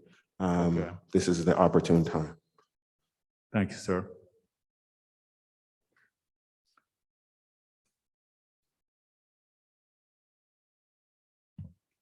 If I may ask a question of Dr. Hurst of his report. So is there a list somewhere of who makes up the guiding coalition? Is it on the website, or can we know who the people are and the organizations? And the second question is that I do remember that it says that there's a spot for a board member. Is that to be filled later, or will there be a process or a suggestion around that? So for your first question, absolutely, we can make that available to the entire public. We certainly don't intend this to be a secret. We're wanting to be as transparent as we can, so we can get that information out to everyone on who's part of the guiding coalition and their roles as well. And I'm sorry, I missed a little bit of their second question. On that slide, there's a slot for board member. And is there going to be a process for that, or maybe it was a misprint? So just being very transparent. So the initial thinking was having board members part of this process, or just reporting out to board members. I know that board members have been sitting in on the conversations for the actual sessions. But if you let me speak with staff about that, and I know that we have somebody that's facilitating those conversations. I mentioned it about the guiding coalition, and I know we didn't have someone on there. So let me kind of think through that, and then I'll get back with the board. Okay, You see me just smiling a little bit. I just want to think about it a little bit and get back to the board. Okay, thank you. Okay. All right. So now we will continue on. Is no more questions on the report? Okay. So now, Dr. Hurst, I'm sorry, President Christian, Dr. Hurst, just because you're thinking about it, and I don't know the process of you thinking about it, I would like to float my name out there as wanting to participate if you so desire, or whatever the process is, if the president of the board so desires. Just want to float my name out there, and I don't want it to be skipped, forgotten, or not thought about when you're talking about adding a board member to the guiding coalition, if that's what you choose to do. Thank you, President Christian. That's it. Thank you, ma'am. I'll certainly get back with the board on that. I'm gonna touch bases with staff on that one. Dr. Hurst? Yes, sir. One more, you're gonna have a vote.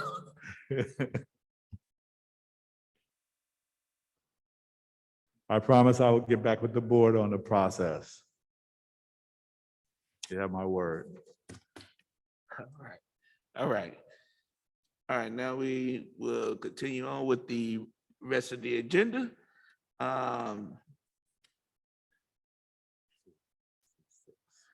C6.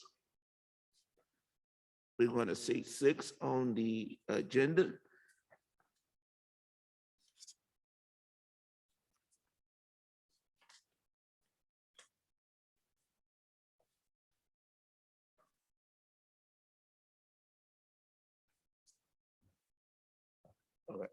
President Christian, quick question for you. around time. Just looking, we're at 8:30, and we have 12 items to go.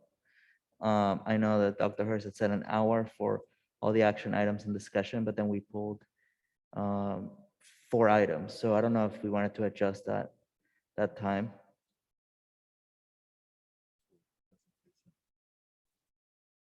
So with those items, I would add potentially another hour because those 4 items, roughly 15 minutes apiece. Okay, that is fine. I just want to then point out it is 8, since it's 8:35, that would put us at 10:35 without questions or comments. So just putting it on us board that we want to be as succinct as possible or extend the meeting if necessary. So that discussion can come later, but just as a point as we continue this conversation. But I'll add another hour to our timer. And I just offer that as an estimate because it really depends on questions. So for C6, we have Dr. McIntyre that's going to be presenting on that, and then turn back over to the board president. Thank you, Dr. Hurst. I'll try to be brief in the interest of time. The purpose of an actuarial evaluation is actually to determine the amount of contributions a district should put into an investment account. And if we put these kind of normal payments in an investment account, that it would eventually cover a promise that the district made. In this case, the promise of retiree benefits. So post-retiree benefits. So if somebody worked a certain period of their career, and I'll very briefly get into the detail of what that means. We made a commitment to retirees in years past that if they came and worked for the district for a certain number of years and they retired by a certain date, depending on which unit they were in, they would get some sort of either full payment or subsidy of their health and dental benefits when they retired. There's this tiered step down of this that started in 2007. Back in 2007, if you had a certain number of years and you, depending on your unit, you could get up to full payment of your and your spouse health insurance and dental insurance. And then from 2007 to 2010, that amount stepped down. And then from 2010 to 2018, it stepped down further. And at 2018, it stopped. And so what does that mean? It means that we have this commitment to fund this future liability. And so every 2 years, we have to contract with an actuarial company who does actuarial evaluations. In this case, we contracted with Nikolai Consulting Group to complete our biannual post-employment medical program measurement in order to meet the requirements of the Governmental Accounting Standards GASB 75 statement. The purpose of the evaluation is really to determine the value of the expected post-retirement benefits for the current and future retirees and the net OPEB liability and OPEB benefit costs for the fiscal year ending 2021. So this report's actually quite old, and it took a little time to get it to the board, unfortunately, because of COVID and just backups with the actuarial company. So some of the things to keep in mind that may make this report different from prior reports, we want to keep in mind the number of people or retiree counts we have. So we have 196 employees under 65 who are retired in this report. We had 2,004 retirees 65 and over who were retired. So a total of 2,200 retirees that were employees, plus we have their spouses. There are 673 spouses or domestic partners and no children on this plan. The average age of a retiree on the plan is 75.9 years old. The average age at retirement was 62.9 years old. And the average certain number of service years was 26.5. So you can see these are retirees who gave a lifetime of service to the district. And now we're meeting those promises we made much earlier in their career, often back in the 60s, 70s, and 80s. When we look at this, the biggest change to the actuarial valuation actually came in the discount rate. In 2019, the actuary was using a discount rate of 7.28%, which means we had this assumed return on any dollars that we pre-funded that was much higher than what it is today. That was actually dropped to 2.21% in 2020. So that drove up our OPEB total liability by $194 million. So our liability went from $251 million in 2019 to $445.4 million in 2020. And obviously that's a big adjustment. So what does that mean for us operationally? it means in a perfect world, we would be contributing more as a percentage of payroll, meaning it would increase our payroll expense looking forward because we would want to pre-fund that future liability. At a minimum, we have to fund what's called the expected employer contribution. That's the minimum cost, which is projected at about $13.8 million a year. But the actuarial report suggests we fund slightly over $20 million a year to eventually fully fund the program. That concludes my report.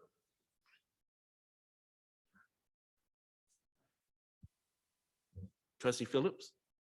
Thank you very much. I pulled this item because it is extremely important. And when we talk about this particular issue, OPEB, it's something that hurts public agencies all across America trying to keep up with this. And it has financial ramifications, and it's not something that it's discussed. And I wanted the public to hear this. So my question is this, you spoke kind of at a 20,000 foot level, and I want to make sure that everybody understands, especially the people who are watching in television land. So what does it mean to have an unfunded liability? You spoke about paying more, paying minimums. You hear terms like pay as you go. What are we doing? Are we doing pay as you go? We are doing pay as you go. But if you could explain these concepts to the public and what it means, and is your recommendation that we actually pay more to these liabilities and that we attempt to fully fund them? And if we do fully fund them, what does that actually mean for us as far as the rest of our finances are concerned? Thank you, Trustee Phillips. I'll try to answer each one of those questions because there's 4 or 5 questions in your statement. So first and foremost, what the change in the discount rate means and the acceleration or increase in the valuation of our liability to pay for these long-term obligations, these long-term benefit costs. The report basically says that we should be charging about 10% of our payroll costs as overhead. So, there are things if somebody gets $100 in salary, we charge 50 cents for workers' comp. The district pays an additional 50 cents per $100. We pay we pay $6.20 for Social Security for classified employees. We pay the PERS and STIRS cost depending on the type of employee. Well, every one of those employees, we should be charging what's called an OPEB cost, which is roughly 10% of their salary. So another $10 for every $100 of salary that we should be charging, setting aside and paying into this trust, with the goal that ultimately when it's fully funded, we can stop making payments because the principal and interest of the amount in the investment would pay the ongoing cost until the program, till every retiree in the program, and I know this sounds a little morbid, passes away and no longer requires a contribution or payment. So that would be the ultimate goal, and that's the design of the study. We do have the ability to pay less. In years past, the district has set aside about $32 million in the trust already. There's about $32 million sitting out there. And every year that we contribute less than the true annual cost for that year, then our fund balance in that trust will go down. If we contribute the absolute minimum to meet that year's cost, then the fund balance will stay in there. And if we contribute the suggested or required contribution as stated in the annual study, and over the period of about 20 years, then we will fully fund it and we can fully stop charging OPEB to payroll.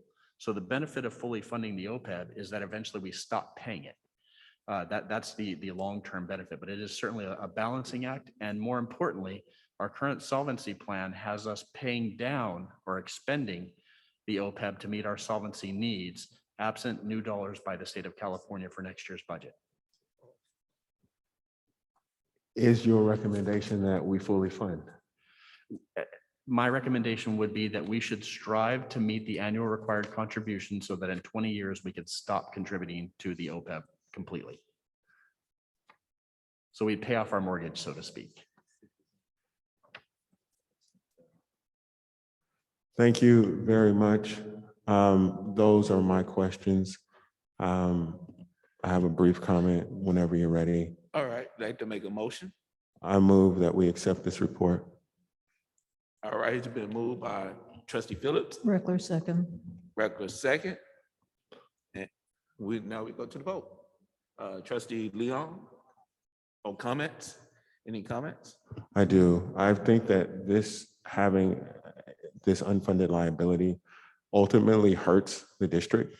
And I think that frankly, it ultimately in the long run hurts workers as well. And I think that it is something that we should strive to fully fund. And every time we don't do that, and we have to draw down on the OPEB trust as well, we're also putting, quite frankly, in my opinion, what people bargain for at risk. And I don't think that that is right. It's the equivalent of borrowing from the Social Security Fund. So those are my comments, but I do move the report. All right. I have a brief comment as well. I just want to thank you for pulling this because this is a great opportunity to explain what this is to the public. And a lot of people don't know when they hear that we borrow from OPEB and all of these other things. And that was a great, concise explanation. So thank you. That was good. Thank you. Thank you. President Christian, I have a comment. All right, go ahead. Mr. McIntyre, thank you for talking us through it, but because we have multiple layers of learning, if we could visually see something also, it would help engage everyone who is on Zoom and who's in this meeting. So I appreciate you walking through it. I appreciate you taking it kind of step by step, but visual presentations are always a benefit. Dr. Hurst, if it could be put back out to the community visually with, of course, Dr. McIntyre's explanation, that would actually help people to understand when we pull an item like this. Thank you so much. All right, thank you. All right, now to the vote. Trustee Leon? Leon, yes. Trustee Flores? Flores, yes. All right, thank you. Clerk Gonzalez-Soy? Gonzalez, yes. Thank you. Trustee Reckler? Reckler, yes. Thank you. Trustee Smith-Fall? Smith-Folds, yes. Thank you. And Trustee Phillips? Yeah. Thank you. And myself a yes. And it carries.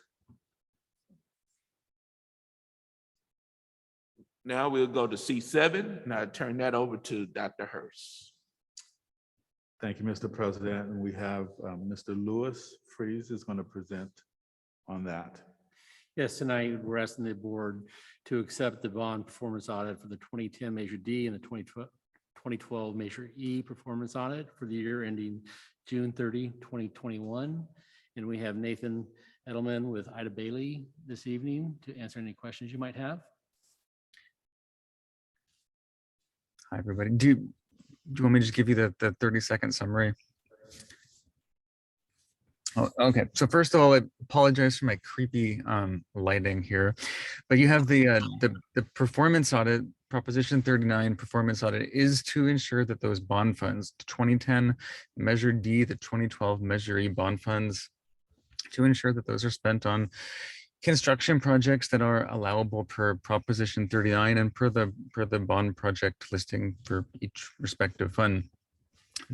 Really the conclusion of us going about the audit, and actually if I take a step back, when we say that we go about an audit and do this, we ask questions to people, we look at documents. We are really just a messenger, and it is management that is responsible for compliance. They get, I guess I'd say, the blame when there's something that the audits identify, and they get all the credit when you have a clean audit as well. But we are really just the messenger. We're asking questions and reporting back. And in this case, the result of us reporting back, if you actually have the performance report, I think it's page 8, which is list out A, B, C, D, the conclusions of us applying the performance audit procedures. And those are, I guess I'd say it's a clean or unmodified conclusion. It really says expenditures align with the voter approved bond project listing. Payroll expenditures were consistent with what's allowable for these Proposition 39 bond programs. Supporting documentation was available. Essentially, it's a clean audit opinion, and there are no audit findings that are the result of us applying the procedures for the current year. So that is about the quickest summary of this whole thing that I could possibly provide, but I really want to be able to answer any questions from any of the trustees.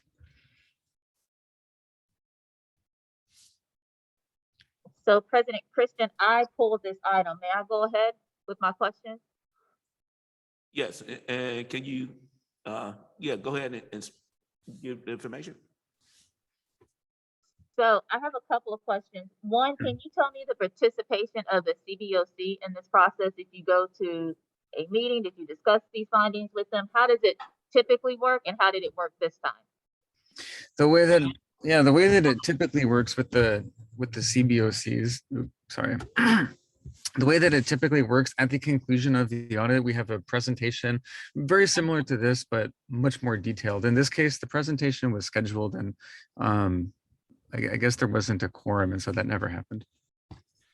And if I could just chime in. So the presentation was to happen at the last CBOC meeting. We did not have a quorum, so the meeting never took place.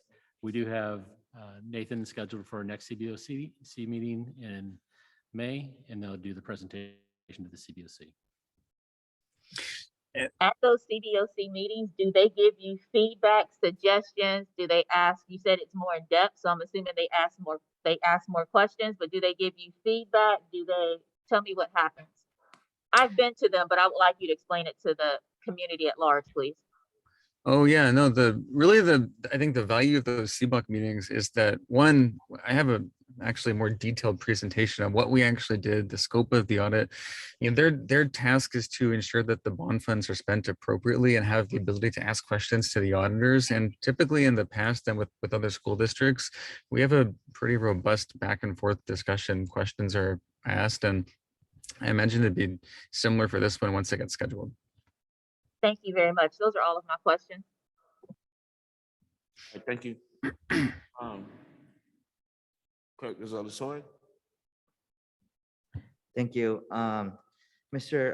Edelman or Mr. Freeze, should then this happen, this meeting with the CBOC where you get feedback happen prior to us accepting the audit, or it doesn't ultimately, lack of better words, matter in this process? I mean, sounds like it would be really good to hear from them as part of the process, but in the acceptance of the audit, any thoughts from either of you? I'll note too, the audit is in accordance with a certain set of prescribed standards. And so it's not that anybody can say that the audit has to go, left or right. Professional standards dictate, what the auditors are going to do and kind of how the report works.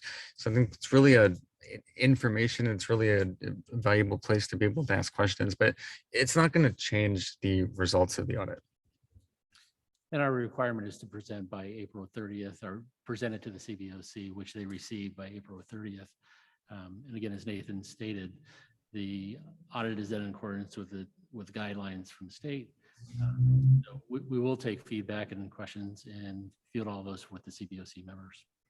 So it sounds like they can still provide that feedback, and ultimately it won't affect the audit, but it'll help for the process.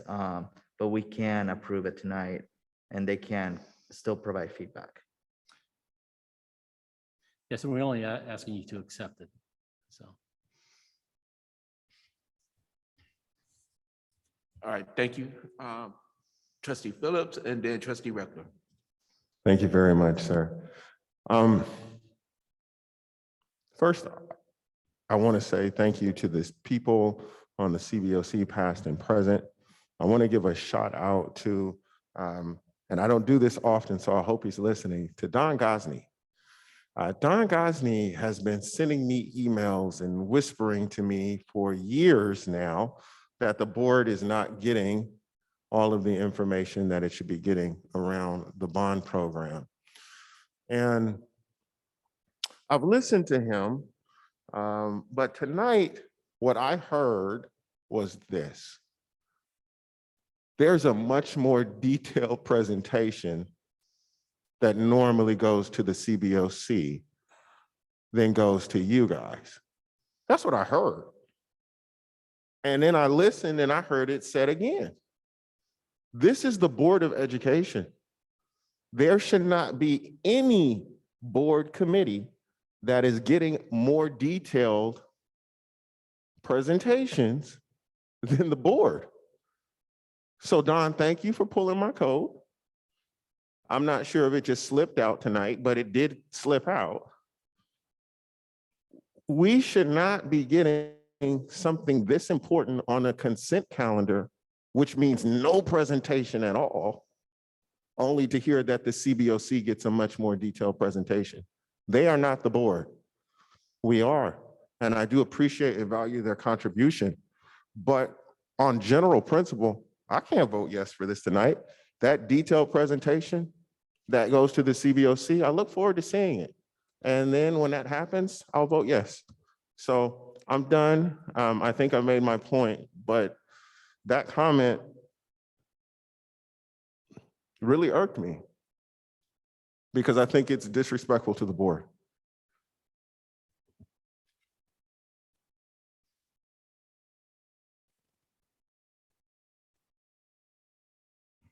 Is there a particular Trustee Reckler. timetable that the board needs to accept this by?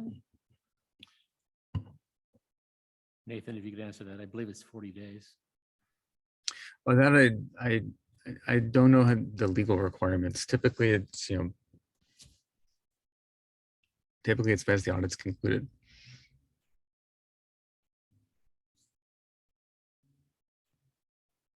I know there is a time period, but I don't have that exact date.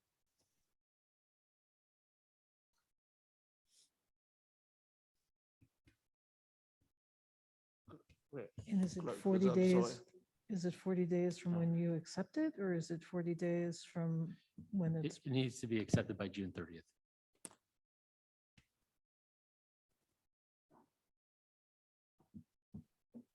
June 30th would be the date that it would have to be accepted by the board.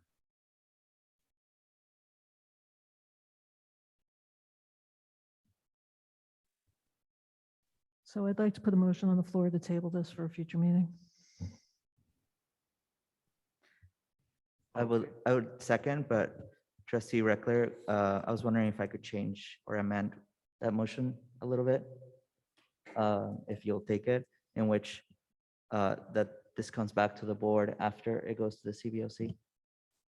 Okay, I'll accept. I'll withdraw and re-put on the floor that it comes back to the board prior to June 30th after it is heard by the CBOC.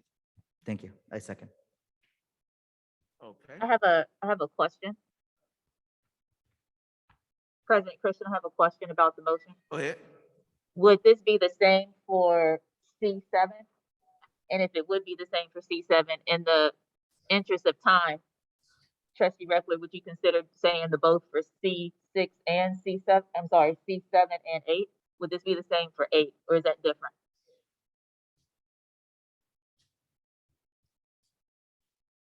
What I'm asking is, would you be willing to amend your motion again to include both C7 and C8 under the same parameters? They come back after they have been brought to the CBOC. Okay, let me ask another question. On the Christie White audit, is there a deadline on this, or is there flexibility in the timing? I would ask Michael Ash if you have that information for us. Yeah, this is Michael Ash, partner with Christy White. You can be flexible. Typically, the financial and performance audits would be taken at the same time. Okay, so then I would like to amend my motion again, which is to add both the Christie White audit that's listed under C8 bond 2010 measure D and E financial audit end of year June 30th, 2021, and 7, which is the performance audit. Let's table those tonight, have those heard by the CBOC, and then they can come back to the board prior to their statutory deadline. That's my motion. And Did I'm I okay get with it all? that. I'm okay with that as a second. It's been moved by trustee Reckler and second by clerk Gonzalez Hoy. President Christian, I have a comment. Yeah, go ahead.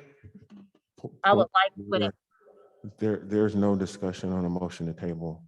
Okay, I will reserve my comment, President Christian. all right, so now we go to the vote. Trustee Leon, Leon, yes. trustee Flores, Flores, yes. all right, thank you. Clerk Gonzalez Hoy, Gonzalez, so yes. thank you. Trustee Reckler, Reckler, yes. thank you.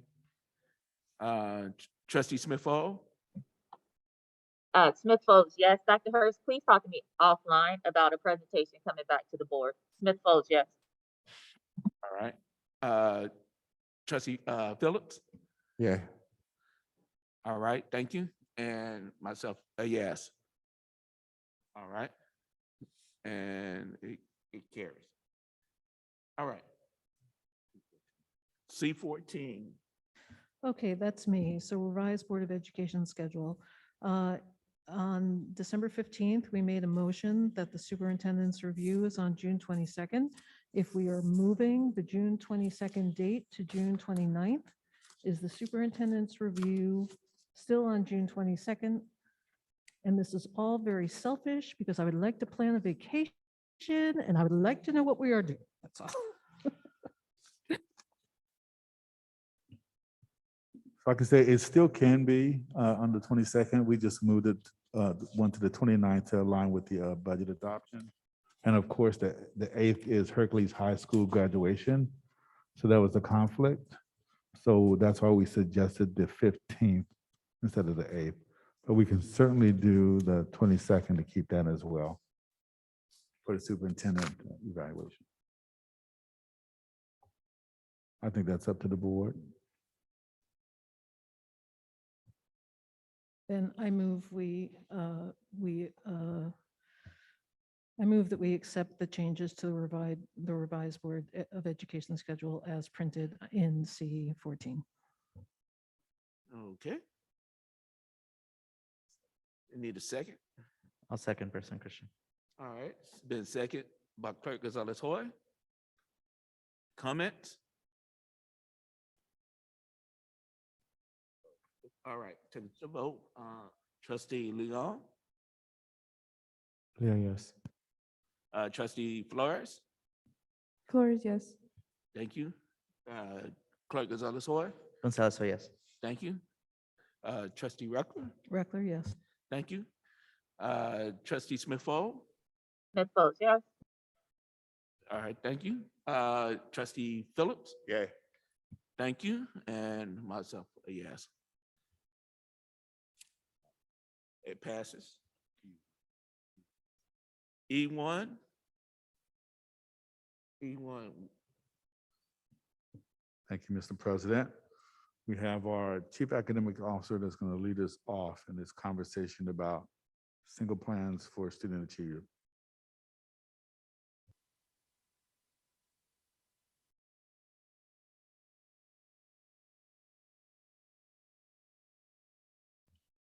Good evening, everyone. Good evening, Board of Education, parents, and community. I have Director Martine Blake on with me as well, and I'm going to share my screen to do my presentation for SPSAs. All right. Okay. So I'm sharing my presentation on the development process for the 21-22 SPSAs, School Plan for Student Achievement, being presented today, April 27th, to the Board of Education. What is a school plan? Oh, sorry.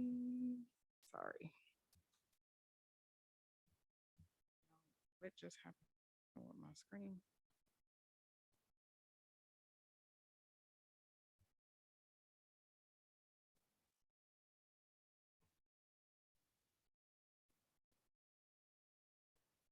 Okay, there we go.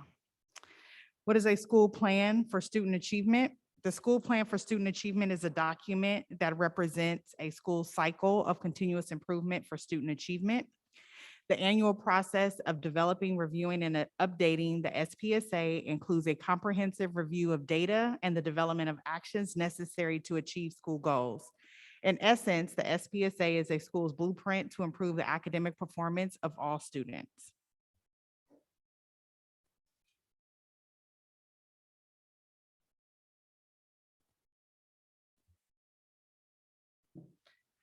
Why do schools need an SPSA? Regulatory compliance. Schools must develop an SPSA plan when, number one, the school operates Title I program, Education Code Section 64001, or two, the district determines that schools must complete an SPSA, or three, the school has been identified for comprehensive support and improvement, CSI. Best practice to do this is through a cycle of continuous improvement in which you analyze data, identify strengths, areas of growth, plan and implement action services, and then further analyze data and so on. The 2021-22 SPSA and West Contra Costa Unified School District vision and goals. The 2021-22 SPSAs were guided by Roadmap 2.0 from the prior administration team.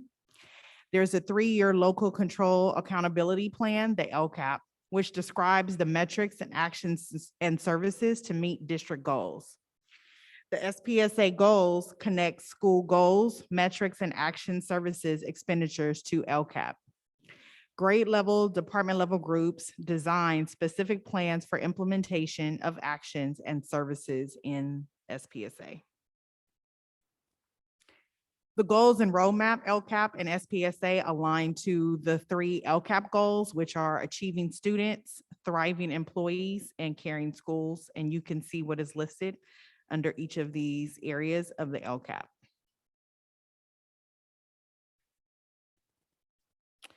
Best practices for sequence of SPSA work. Number 1, review data to determine what worked well for students and what didn't work from past year. Number 2, identify needs for upcoming year. Number 3, identify metric to measure success. Number 4, develop goals to address needs. Number 5, design action steps to meet goals during upcoming year. And 6, fund the actions and services to meet goals. The SPSA overview introduction pages. The SPSAs begin with sections that provide foundational information about the school community, the purpose and description, such as school-wide program, comprehensive support and improvement, theory of action. School-wide components include equal access, stakeholder involvement, resource inequities.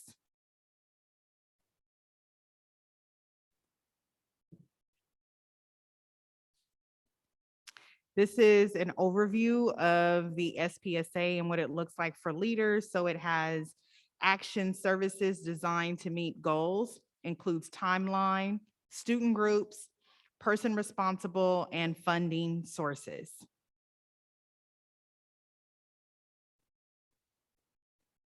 At this time, I'm going to ask Ms. Martine Blake to present on the role of a school site council. Thank you. Good evening, everyone.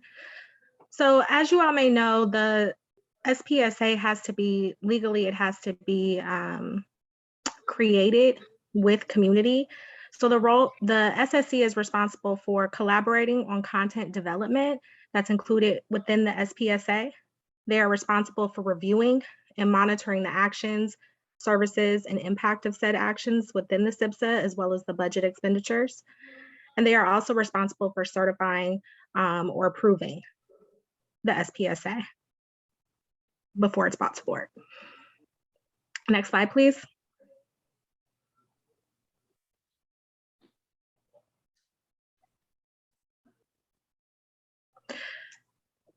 State law or Ed Code also requires that the ELAC also advises on and certifies the SPSA. So the ELAC has the same responsibilities as the SSC.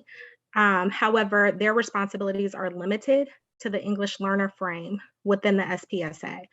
That frame identifies specific actions and services to improve reclassification rates, LPAC assessment scores, and overall achievement of our English language learners.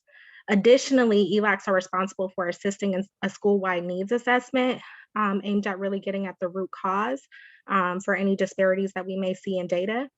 They're also responsible for looking at or making sure that parents understand the importance of attendance related to reclassification and English language learner achievement.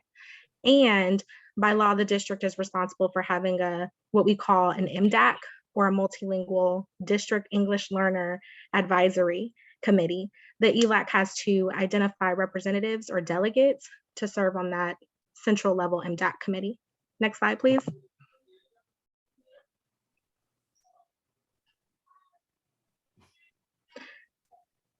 Oh, Sorry.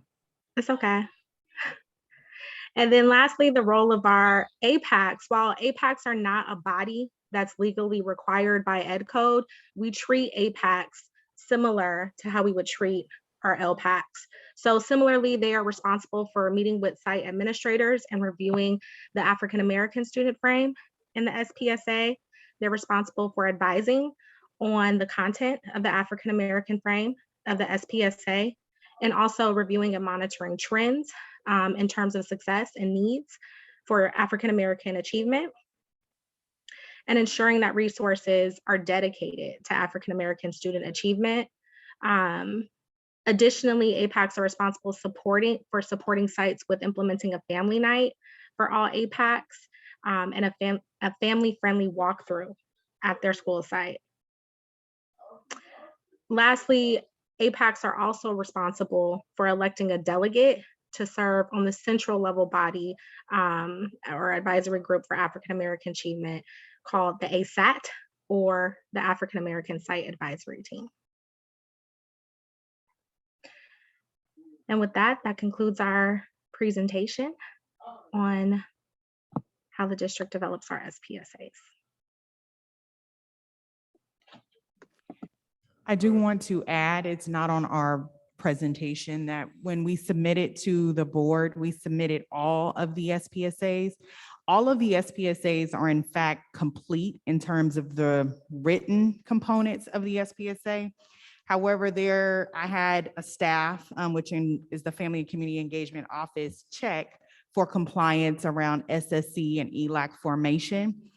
Currently at this time, there are 23 SPSAs that are fully compliant, which have the signatures of both SSC and ELAC. And so we're asking the board to approve those 23, and we'll have to bring back the other ones to the board once they have the signatures.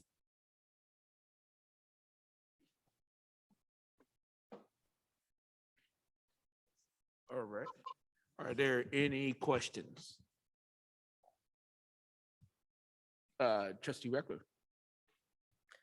I do have a couple of questions. The first one is that, correct me, we are approving 21, 22. So for the year that is just ending, we're approving the plans. I understand it's completely chaotic and I'm willing to accept that. Is there a plan or a thought about how to move the timetable up in COVID so that we get them earlier? Yes, that is something that we have already started working on. So there is a timeline. SPSAs are being completed starting Tuesday. And the goal is to bring those, as many as possible, to the board in June. If there are any that are not completed, then they would have to come to the board in August. But that is the plan, is to get them to the board ahead of time. And our timeline currently right now says June, the last board meeting in June.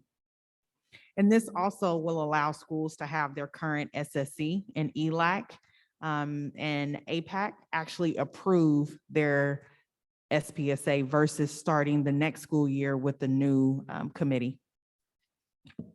Okay, I'm very sensitive to this year and what happened, so I'm okay with that. Another question is, what happens to a school if they just can't get their formation? You know,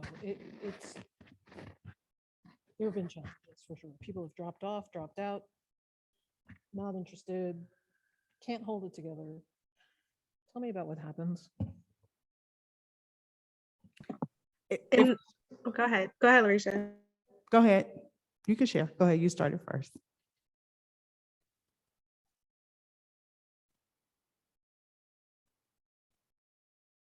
You're on mute, Ms. Blake.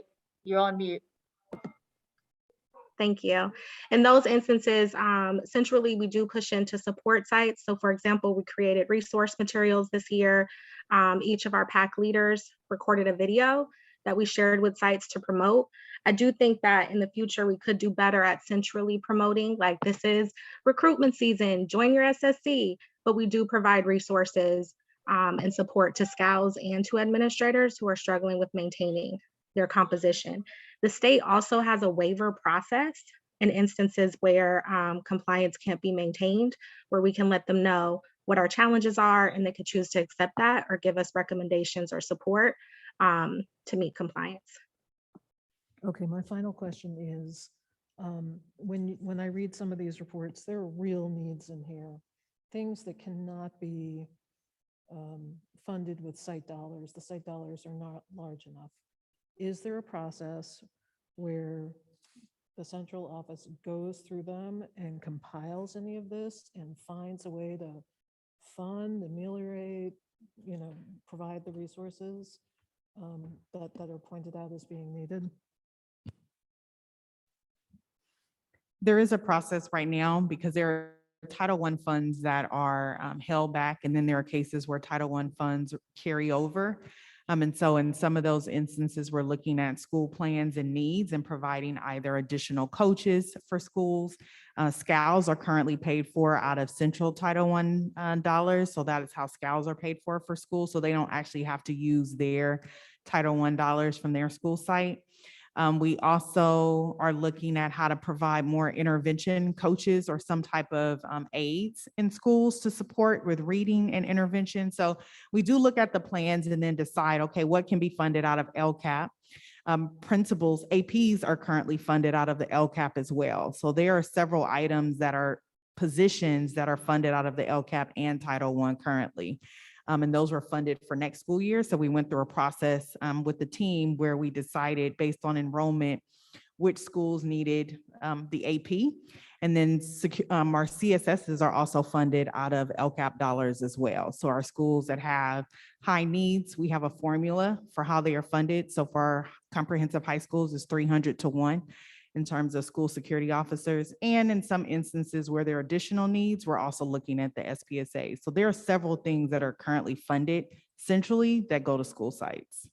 But to be clear, if you look at the report and it says, my campus isn't safe, I need another CSO, do you guys gather that information and take it back and try and figure it out? Or is it just there, noted,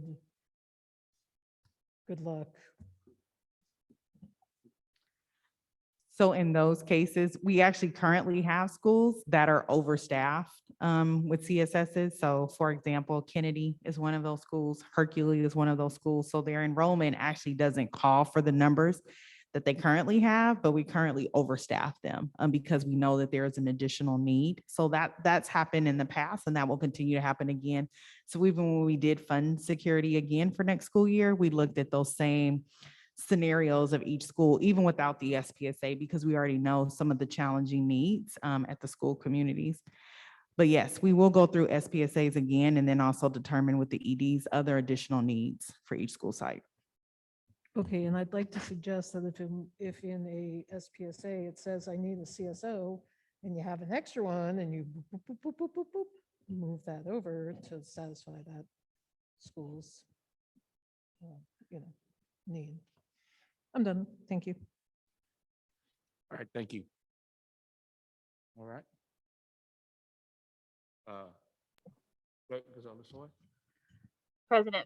President Christian, I have a question. You can go to her, have a motion. Go ahead. Thank you so much. There are now 23 compliant. How many total schools do we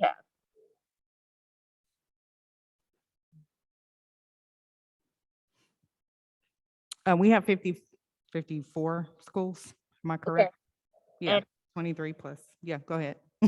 And of that 23 that are compliant, do they all have also the APAC signature or the APAC investment? Or Ms. Blake, what you were saying about we want to make sure that the APAC is involved in the SSC and in the planning of our site plans? Do all 23 of those compliant school site plans include the APAC? All 23. I don't know if they have the signature on the doc tracking Spsa. That would be something that I would need to confer with Lynn Potter, who manages that process. Can I come back to you with that information? And the reason that I don't hold it is because it's not a compliance requirement, but she would know how many are certified. You most definitely can come back to me. I would appreciate that. And then I do have a question going forward. Ms. Martin, you said that we are now having, schools are now working on the APACs, the current APACs, right? Because this APAC is old, or sorry, the current site plans. These site plans are old. We have schools who are now working on these site plans. You expect those to come to the board late June to August. Inside of those site plans, is there a signature line for APAC?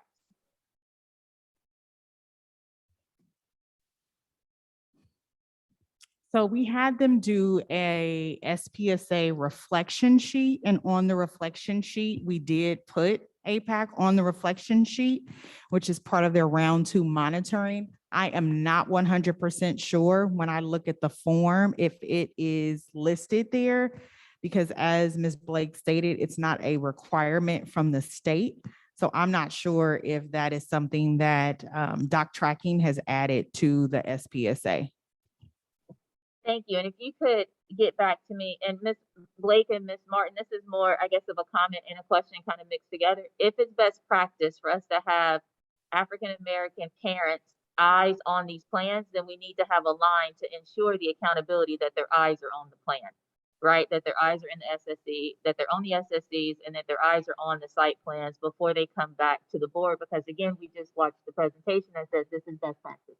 We want to make sure that we have that in part of the compliance, and the accountability to be there to make sure that schools are actively working to have APACs on their campus, that they're actively knowing that they need to go out and make sure that they have an ELAC, make sure that they have an APAC, because it's going to be part of getting their completed site plans, right? So it puts a little bit of onus on the sites to say, let's go out and make sure that we're able to communicate with our community, and we're asking them to step up and to help us with this process and take ownership in their sites.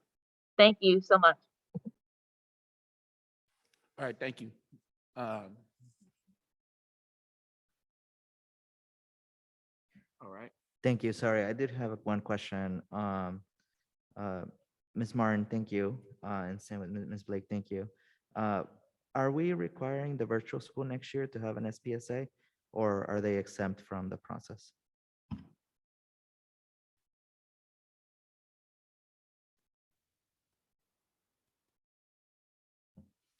I'm actually looking at my list now. I'm sorry. That's what I'm looking at my phone for, to see if Vista, because Vista High is listed as one of the schools that needs an SPSA. So currently Vista High, I don't know. I wouldn't say that Vista Virtual, I don't believe that Vista Virtual is required, but it's a great question. Virtual is not on the list. So Vista Virtual is currently, but these are again 21, 22. So for this upcoming school year, I need to clarify, does Vista High just include Vista Virtual, or would they be 2 separate ones? I don't actually know that, so I'll get an answer for you. I have Lynn check in with the state to find out. But for last year, they did not, because it didn't exist last school year. Thank you very much. President Christian, I'd be happy to make a motion. I feel like. All right. Make a motion that we approve the 23 finalized SPSAs and their associated budgets. All right, thank you. All right, it's been moved. And second? Reckler will second. Reckler second. Go ahead. Thank you. Yeah, I did have one quick comment. Ms. Martin, Ms. Blake, thank you to you and your team. I know that these take a long time to evaluate. Trustee Smith Folds and I and your predecessor, Ms. Martin, had to evaluate them last year.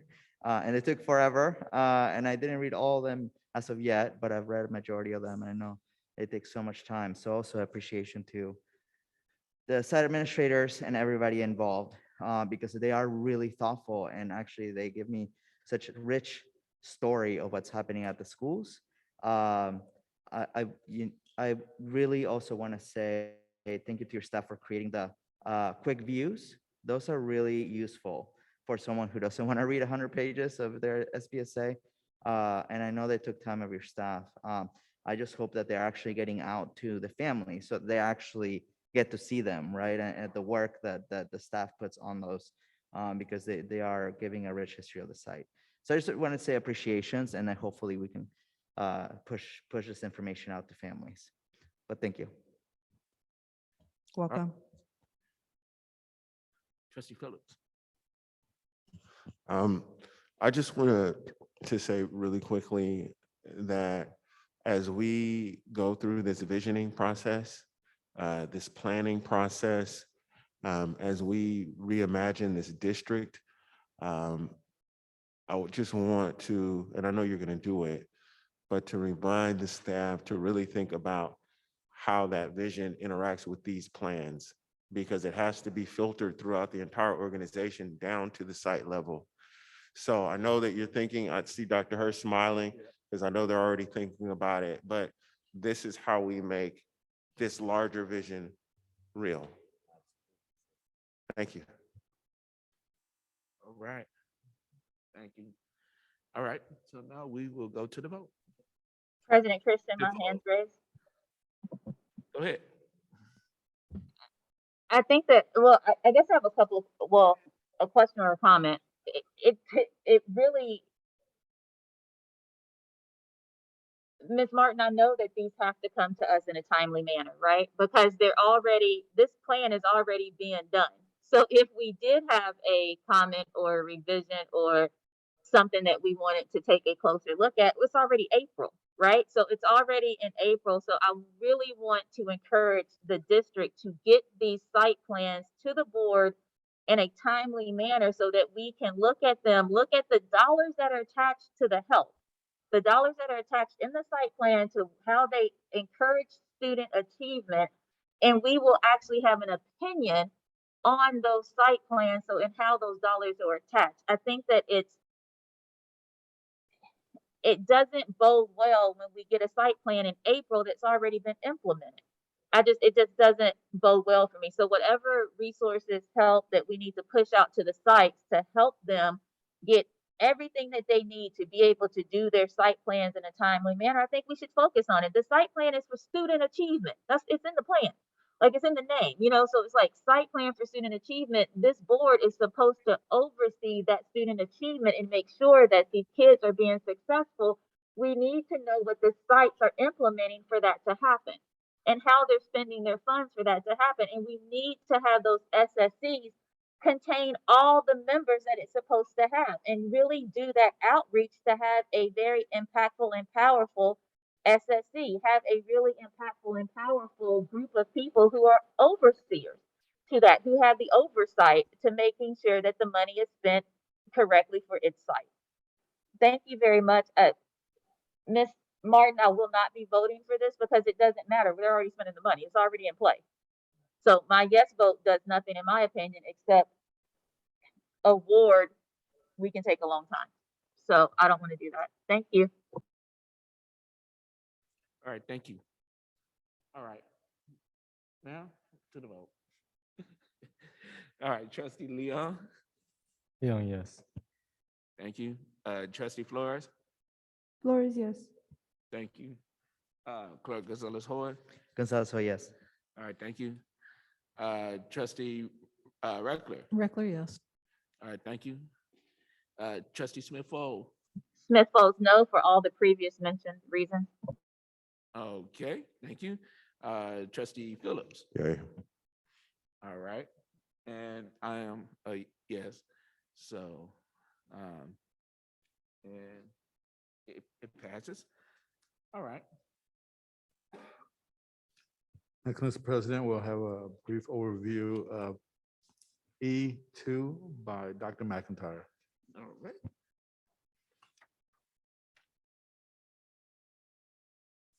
Thank you. This is a rather unique item. It's not something that we would typically bring forward, but, and please forgive because I'm somewhat new to this community and don't know all the nuances of this, but the type of item, it's the Richmond Chamber of Commerce Political Action Committee. And so normally this is something that would go straight in kind of the round paper basket, but given the fact that we have such close relationships with each of our 5 local city partners, I just didn't want to make an assumption, especially about something that's, 5 steps above my pay grade because it involved governance and local politic. And so I thought it best that we just ask for the board's direction. We're not making a recommendation that we do this. We just want direction. All right. Trustee Phillips.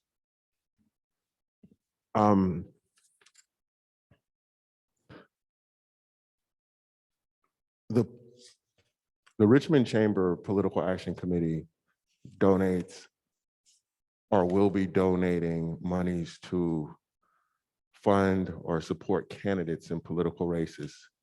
I do not believe, and some of us may be some of those candidates. So for conflict reasons, and in addition to that, it may be illegal to spend public funds. I'm sure it's illegal to spend public funds on candidate races. That's not something that we should be contributing to. Thank you, sir. All right. President Soy. Thank you. I mean, I do think that right now, out of all times, we're looking at every crook and cranny on things that we got to cut. Every dollar matters right now. And, I agree with Trustee Phillips on the conflict of interest, but also, we have to measure what's most important to us right now, unfortunately. And we care about every partnership that we have, especially with our cities. But I think that this is part of our difficult decisions. I mean, it's the first time I've ever heard that we even give this money, but I agree. I don't think that we should. I think that this is one of the things that we got to cut. Thank you. If I may, I don't have record that we've ever contributed to the Political Action Committee, but it does involve one of our partners. And so as a political consideration, I just thought get the board's input rather than make an assumption. Oh, so just to clarify, this was sent to us for us to consider to donate, but it's not something that we're already donating? That is correct. Oh, okay. Well, then it's not. Ignore my comment because it's not something we're going to cut, but I agree. I don't think we should contribute to it. All right. Thank you. Trustee Reckler. Thank you. Yeah, once again, if it's in support of candidates, I'm not on board with that. If it's policy, like we have a lobbyist and we go and advocate by ourselves and decide in Sacramento, but to join something that would then do something for us, it seems like, we were joining and they're making the decisions. I'm not okay with that. So that's, I'm not okay with it. Thank you. All right. Thank you. Trustee Phillips. And just really quickly, you might want to clarify whether because the chamber and the PAC are 2 different things. And so this says annual membership, right? And so that would be the board or the district being in partnership with our business community, which is a good thing for many reasons. And that's something that I support because I believe that that is a mutually beneficial relationship.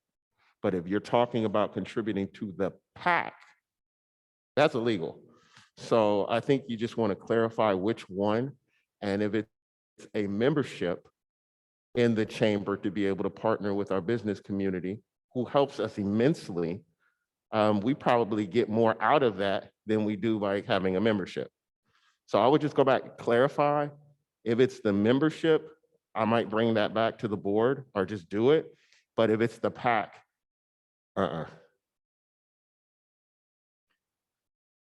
Thank you. And if there are no other comments, then staff recommends a no on this item.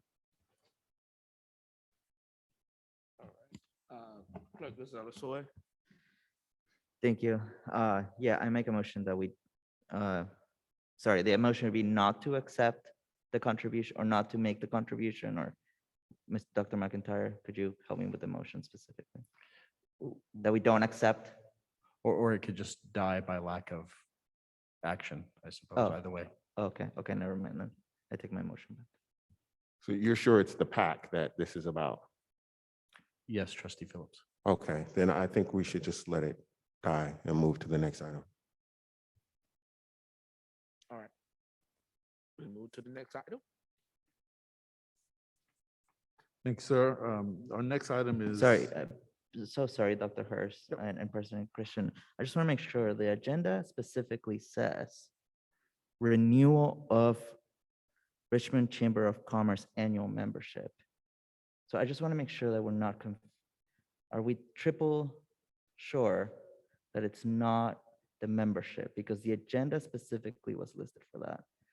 I know that they sent us also a PAC contribution, but it all looks like to me that it's a renewal.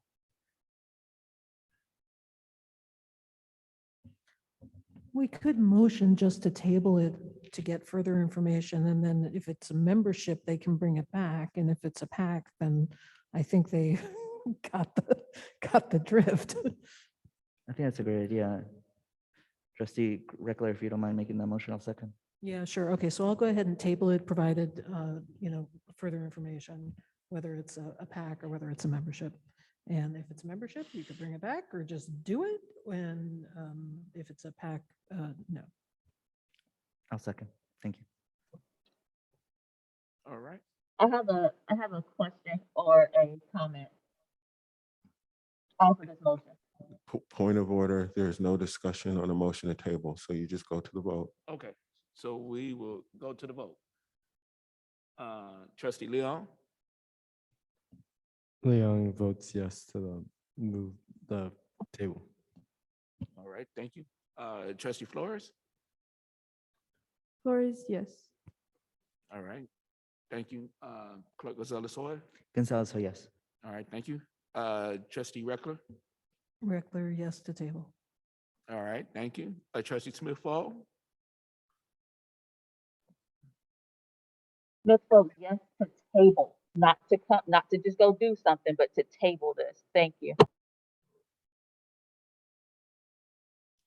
all right. No, Trustee- sorry, President Christian, just to clarify, the motion was that we table it on and we practically gave direction to staff saying the motion is that, sorry, I can't remember the specific language, but it was that we table it and staff finds out if it's membership, they're gonna bring it back to us.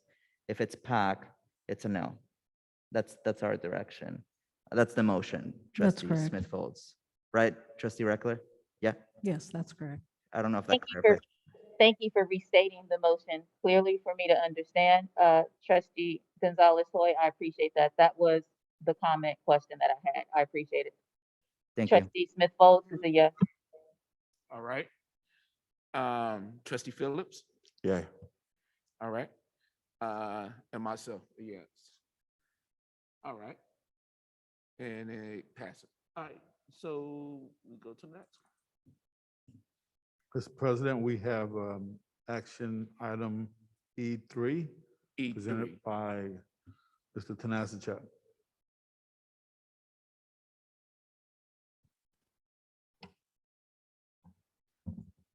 Dr. Scott, thank you. Good evening, Board President, trustees, Dr. Hurst, and community. So I'm presenting the remote work policy.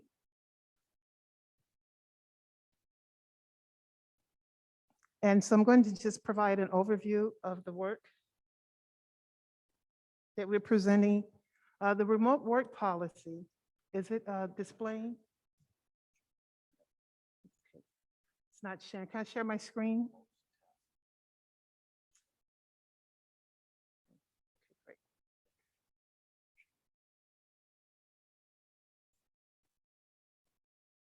this one. Okay.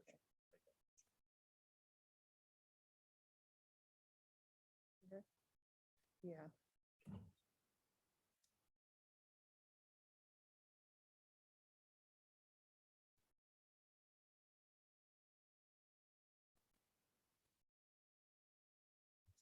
Okay.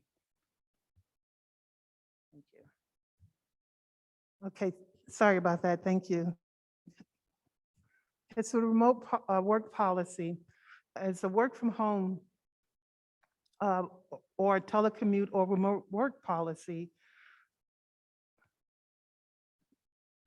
provides for the rules that allow employees to work off-site under specified conditions. For instance, office-based employees who work from home a few days a week, a few days out of the month, or a few days out of the year. It is also an opportunity for employees to facilitate an integrated remote work option for employees requiring temporary accommodations and/or for those with disabilities.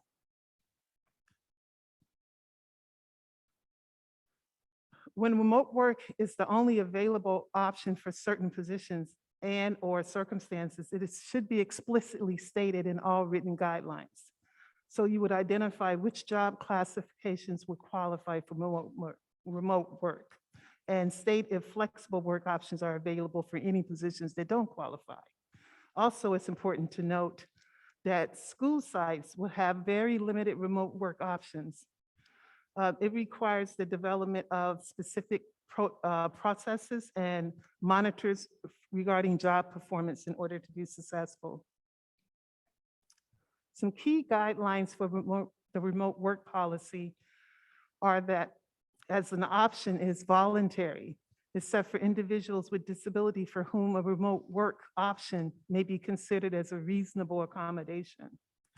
The terms and conditions of employment, worker protections, and evaluation procedures, and all other related employment policies are unaffected by remote work options. They're the same as in-person employees.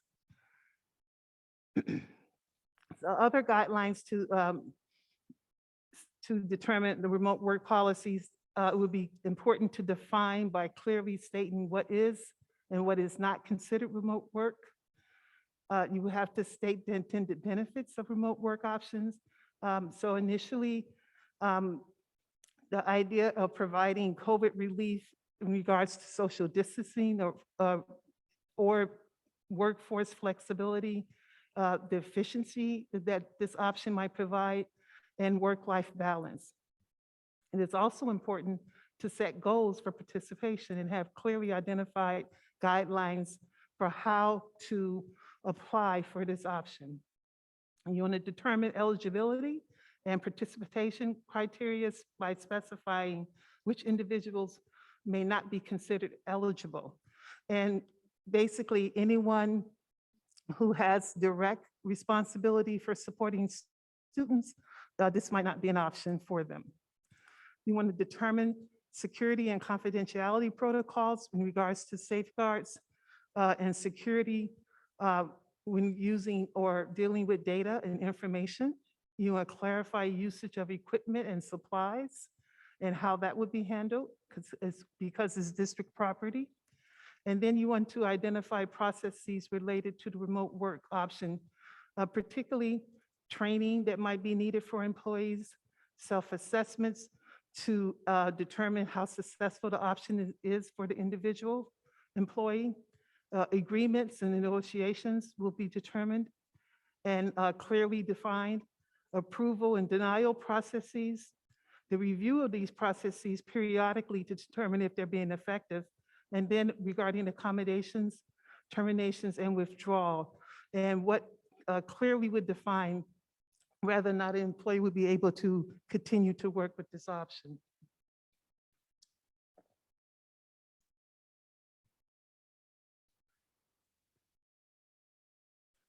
So the remote work policy and developing it is two areas that are important. The responsibility for administrators and responsibilities for employees will have to be clearly determined.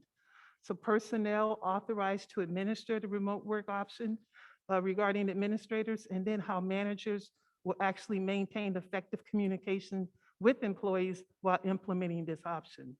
Regarding employees' responsibilities, personal responsibility for entering into and complying with the terms and conditions of written remote work options and guidelines. It's important to be clear. So this was just a brief overview of the remote work policy. You should have in your packet a more detailed version of what the actual policy could look like. It's a draft form, but I'm happy to take any questions from the trustees. Thank you. All right, thank you. And we'll go to questions. I see Clerk Gonzalez-Hoy. Thank you, President Christian. I do have a question, but I did want to, as our timekeeper, point out it is 9:45. So we got to decide whether or not we're going to extend the meeting. It is, we still have obviously finished this item. We have one more action item. We have 3 discussion items and then possibly comments from the board. And we have 45 minutes left. So this would be the time to entertain a motion if you would like for extensions. And I see your hand over there.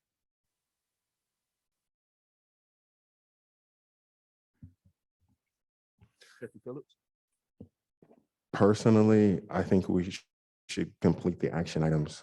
And if folks want to do comments, then do comments, but I think there's enough time to do that. There were items on the consent calendar that honestly should have never been on there. And the only way people thought we were going to get through this was by not, frankly, discussing things that should be discussed. That's why this is a long agenda. Clerk Gonzalez-Hoy. Thank you, President Christian. I think that we should finish action items and discussion items in discussion with the superintendent. He's obviously welcome to speak as well, but in discussion with the superintendent, agenda setting with you as well. We talked that unfortunately this month and the next one, we have a lot of items at each meeting. So we're gonna unfortunately have to sometimes stay later than expected. And that's not something we can avoid unless we add more meetings. So I would like to make a motion that we extend the meeting until we get through all the action items and discussion items. Trustee Gonzalez-Hoy, would you entertain a friendly amendment to that motion? What would be your amendment, Trustee Smith? That we at least hear from the comments from the student trustees, 4 comments from student trustees. Yes. Then I would second your motion. Trustee Beckler. I'd like to put a motion on the floor that the meeting ends at 10:30, whatever we can get in there. Trustee Reckler, could you please repeat your motion? We couldn't hear it. Yeah, I'm sorry. I think the audio is not good tonight. I would like to put a motion on the floor to extend the meeting until 10:30, whatever we get to within 10:30. Thank you. Second.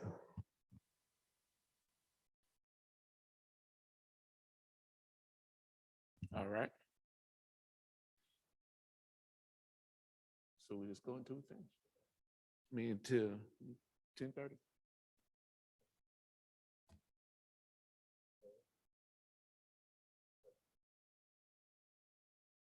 All right, so we go to what, the first?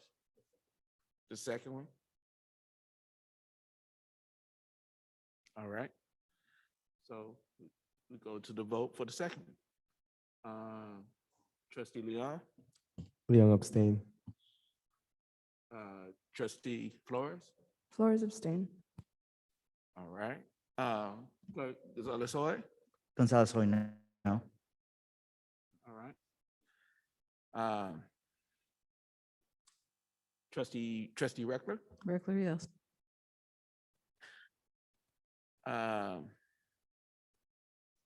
Trustee Smith-Folds,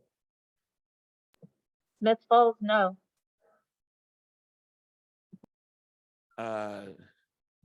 Trustee Phillips, Yay. And then I'm a yes.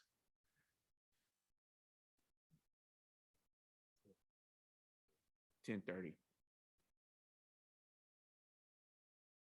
Okay, thank you. Then I'll go back to my question on the remote work policy. Dr. Scott, thank you so much for your presentation. Dr. Hurst, are you in agreement that we pass this policy tonight? Yes, I am. Thank you. That's my only question. All right. So, I have a comment, President Christian, when it's time. all right, go ahead. Dr. Hurst, Dr. Scott, thank you so much for being creative and innovative when you're bringing such a proposal to us. I appreciate it. I think that we do need to have a remote work policy. I think that it does well for making us an attractive district. And I really appreciate you bringing that forward. I do want to say that I think it's absolutely ridiculous that this board passed a resolution about student leadership and they voted not to hear student voice. I'm complete.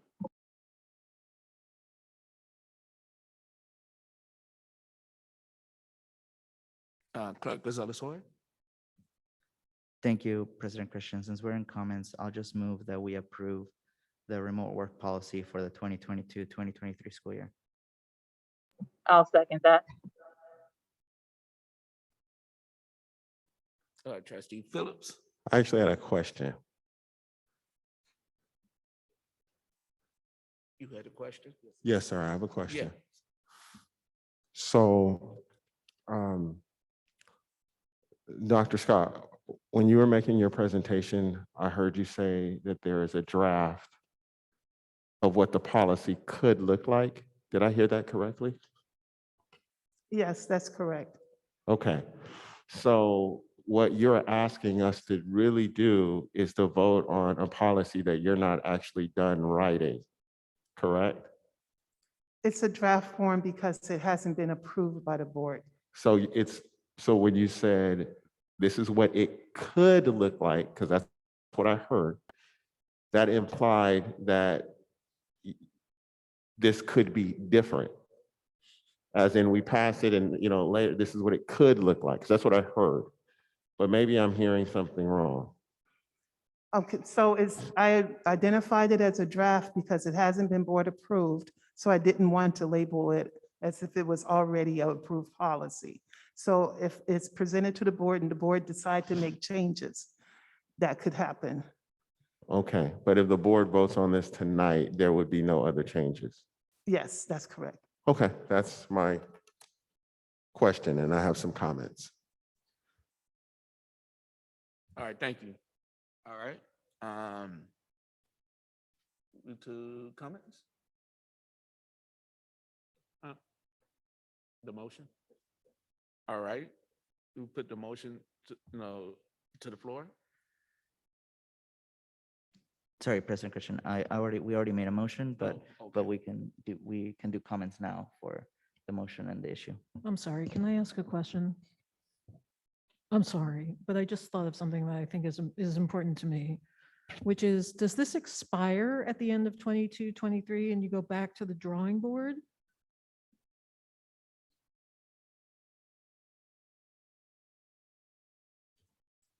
So if it's approved by the board, then just like other policies, it would be a board action to change it. But it's just that it would take effect next year, 21, 22, 23. And so at the end of 22-23, that's it? No? No, it would just that's when it would take effect. It's not that it's an ending date. So what is the 2023 deadline? What does 2023 mean then? It's a different. Right, so I'm sorry, I didn't hear exactly the end of your question. I apologize, Trustee Reckler. So at the end of fiscal year 2023, June 30th, 2023, what happens to this document and the policies within? Do they live or do they die? Is it existing or is it Is it just a one-year thing and it's done? Our intent is that it will be a continuous policy unless we make a change to that.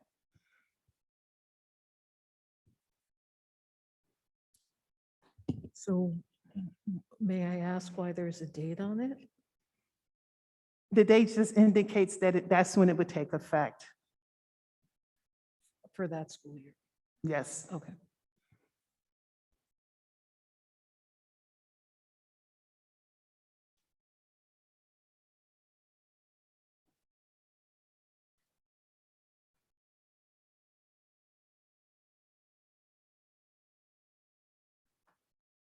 I don't have any more questions. I do have some comments, though. All right. We go to comments. Go to comments. All right, Trustee Phillips. So I want to start by saying, I think that I am going to be voting no on this evening. I want to explain why.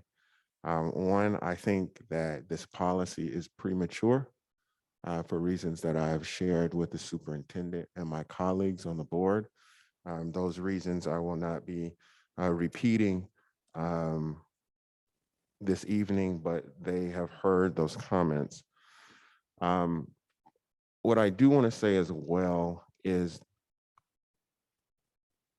one, in addition to this being premature for the reasons that I've expressed previously, I think this is also premature because if this is a board policy, there should be two readings. There should be a reading where this is presented, a first reading like we do with all of our board policies, where people are able to make comments and suggestions, and then it should come back. That is our process. And for some reason, we are not following that process this evening. The second thing that I want to say is that this is actually, without getting into the merits of this proposal, which I do think is premature, but without getting into the merits, I want to say that this is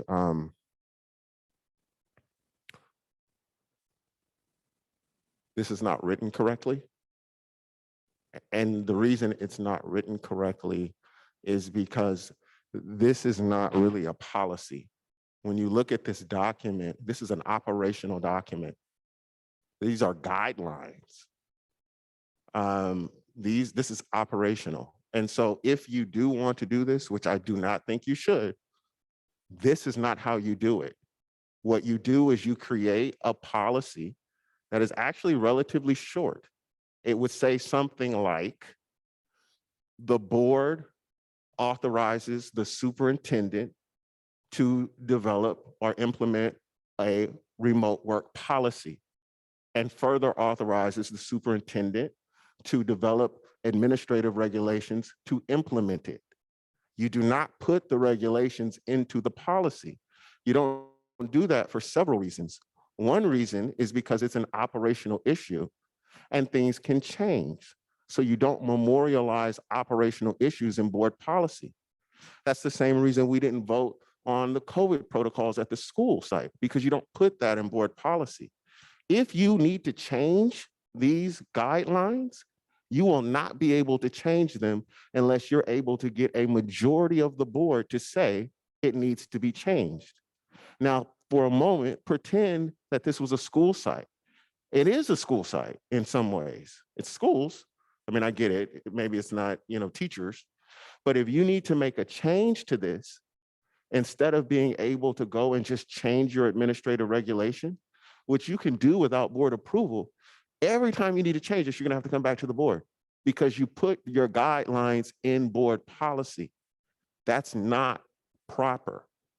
So I have my opinions about this. I don't agree with it for the reasons I expressed to you all, but as part of the team, I'm telling you, if you're going to do it anyway, do it right. And this is not right. You do not put guidelines into board policy.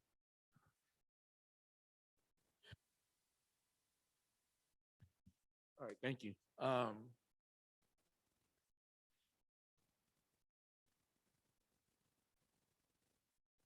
All right. Any more comments? President Christian, I have a comment. Go ahead. Community members and staff have been asking for this to come to the board for months. For months, for us to have the opportunity and the time to actually have a conversation about this, and it has not been dealt with for months by the school board. And so now to have such strong opinions on it seems to be almost disingenuous. So I would believe that I would like for the board to have the opportunity, and Mr. Phillips, I'm not sure if you're aware, but your camera just went down. But I would like the board to have the opportunity to, when we have community input and staff asking for us to discuss something, that we do it in a timely manner. I will be voting yes for this. Thank you, Dr. Scott, and thank you, Dr. Hirsch, for bringing it forward. And I would like the board not to be barriers to having information or policies or suggestions or comments coming to the board. I'm complete. All right, thank you. All right. Trustee Rector? I would like us to go back to the original process, which was that it would come forward in chunks, or it would come forward as a first reading, and then we could give input. It's a big document. It's a lot to go through. This is not the place to go through line by line or to make suggestions. So it's just for the future. If we could revert back to some of the first readings and then the second readings that we had, it would be appreciated. Thank you. All right, thank you. Clerk Gonzalez-Hoy. Thank you.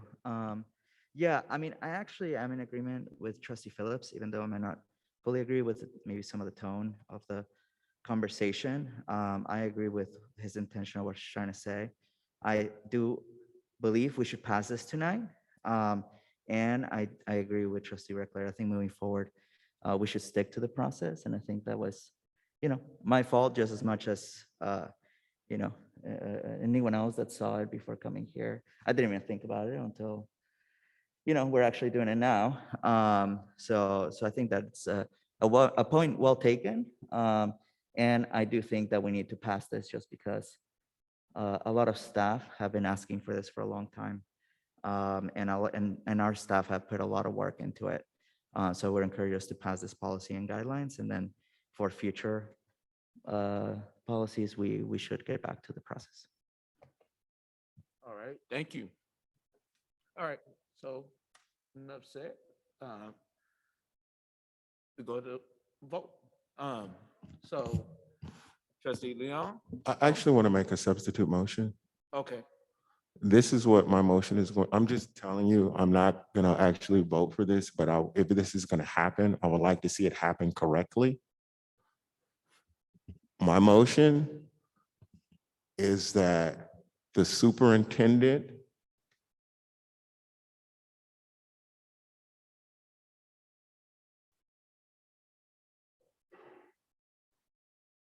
strike that. My motion is that the board adopt a remote work policy beginning in the 22-23 school year, and that we direct the superintendent to create an administrative regulation to implement that policy. That is the correct way to do it, and you still get what you want.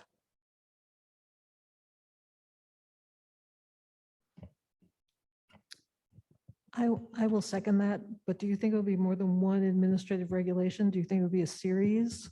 So would you think of amending just to say administrative regulations, or one or more? I mean, I can say an S on their regulations, if that makes you. Yeah. Also, President Christian, I have a question. All right. So President Christian, may I ask my question? go ahead. Dr. Hurst, why did you bring it to the board this way? Trustee Smith, could you please repeat your comment? My question was, Dr. Hurst, why did you bring this to the board this way? That seems to be a point of contention. Can you please explain to me why you brought it to the board this way?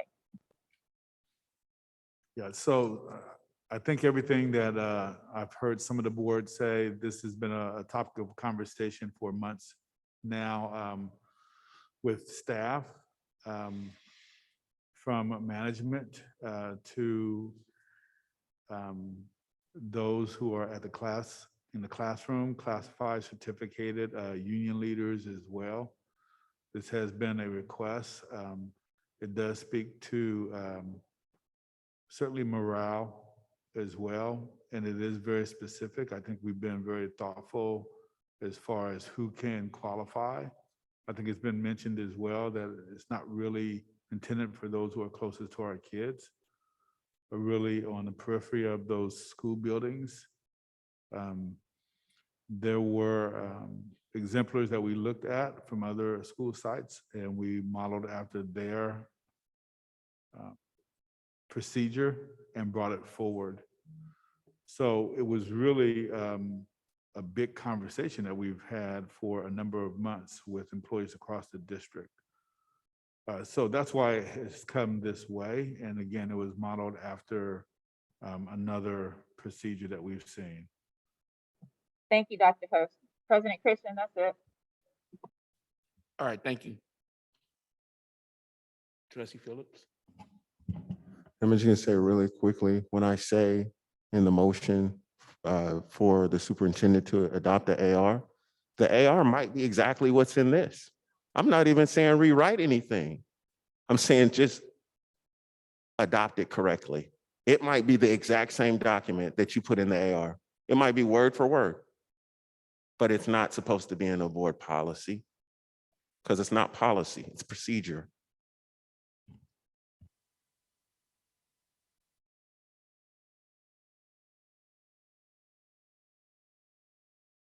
All right, so. Okay, so we're gonna vote on the motion that Trustee Phillips put to the floor. Can you repeat it? The motion is that the board adopt a remote work policy starting in the 22-23 school year, and that the superintendent develop and adopt, because he does that. He doesn't have to come to us for that. Develop and adopt an administrative regulations to implement this policy. That is the motion.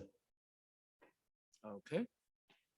Second, Yeah, so I second that. I seconded that. okay. All right, now we go to the vote.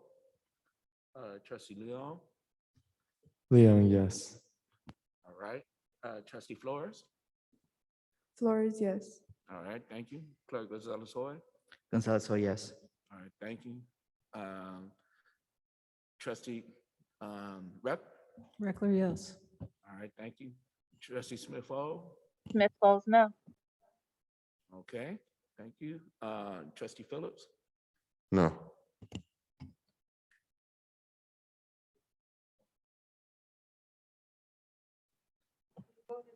President Christian, were we just voting on Trustee Phillips' motion? That's what we were just voting on, correct? His Yeah. motion to have the superintendent make ARs, is that correct? right. No. The motion for the superintendent for the board to adopt this policy with the addendum that the superintendent makes the ARs. That's correct. Is that correct? No, I just want to clarify what the motion is. The motion, and President Christian still needs to vote. And if you support this, I think you should vote yes, to be honest. But the motion is that this board, through this action that we are taking right now, adopts a remote work policy to start in the 22-23 school year. And that the superintendent is directed to, I'm using the word adopt, create, develop, adopt an administrative regulation to implement that policy. That is not a law. That is a regulation about how our policy is going to be carried out. And I suspect, this is not part of the motion, I suspect it's going to be the same document that was presented this evening. But that's the motion. And that motion, and President Christian, the motion that Trustee Phillips just said is different from the motion E3. Is that accurate? Yeah, it's accurate. Okay, so to President Christian, to the motion that Trustee Phillips just put on the floor, I vote no. Yeah. And I vote yeah. Motion carries.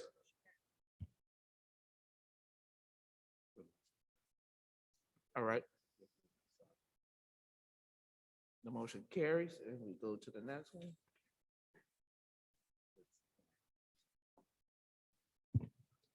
Thank you, Mr. President. So our next item is E4, and Mr. Freeze is going to present on that item. Yes, and just let me bring up my screen.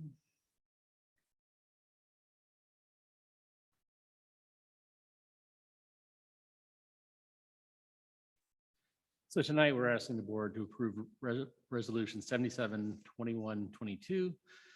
The intention to continue the levy of the assessments for the fiscal year 22-23, preliminary approving the engineer's report and providing notice of public hearing.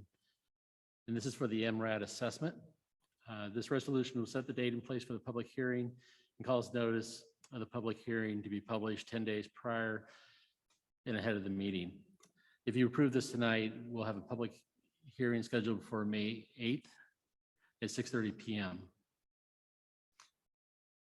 After the public hearing, we'll ask the board to adopt the engineering report and levy the assessment for 22-23. If the board is willing to adopt this tonight, we do have one change in the resolution and the resolve, and that's under item 5, and that's the there's a comment in there about public comment being able to be submitted through email or Google. We would like to amend that and change the public comment to more align that public comment opportunities are available through the Zoom app and by telephone. Public comment may occur at the beginning of the meeting and during public hearing for the agenda item.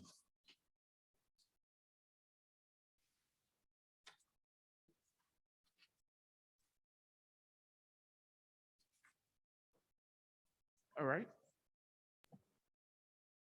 President Christian, I have a question.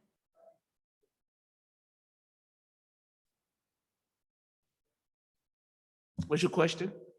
Mr. Freeze, did I hear you say May 8th or May 18th? May 18th. Okay. I'm sorry, I thought I heard May 8th. Okay, thank you for the clarification.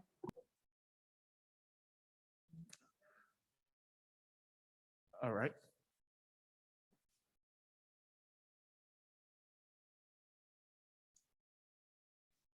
To the public hearing.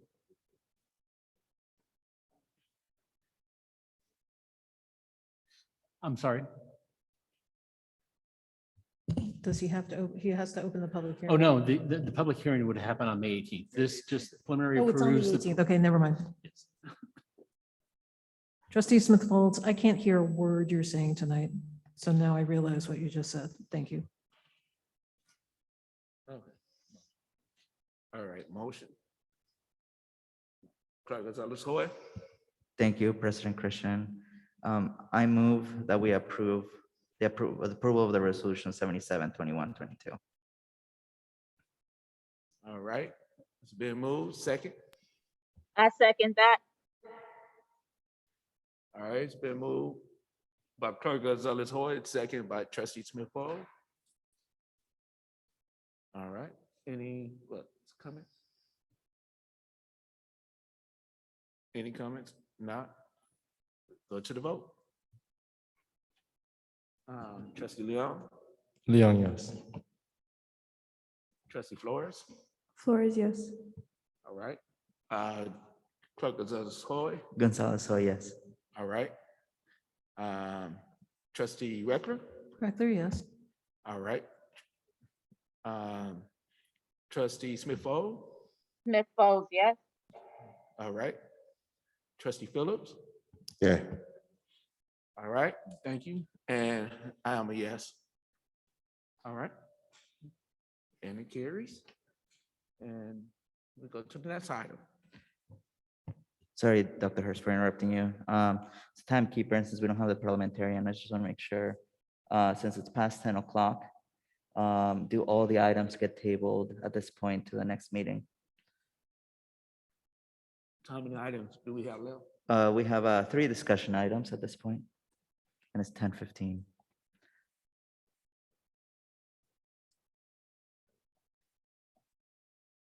Sure. I mean, there was obviously a motion to end at 10:30, but the agenda specifically says all items that have not been finished by 10, they get tabled. I'm not one that wants that, but I just want to make sure that we follow the process if we're actually doing that. So we had to table to the next meeting.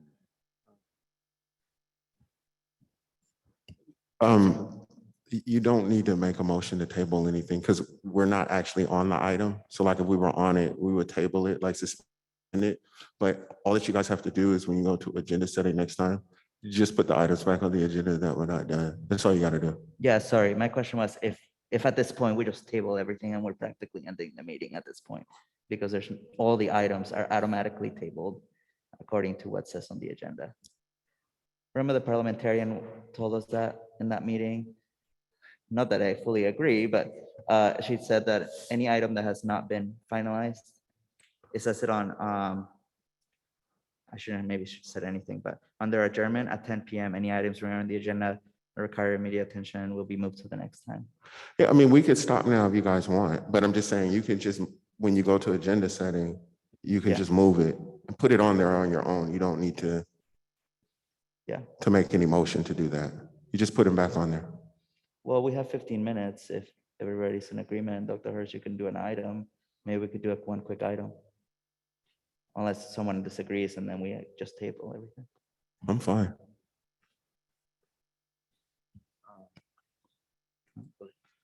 Ms. Martin, if we can go ahead and present F1.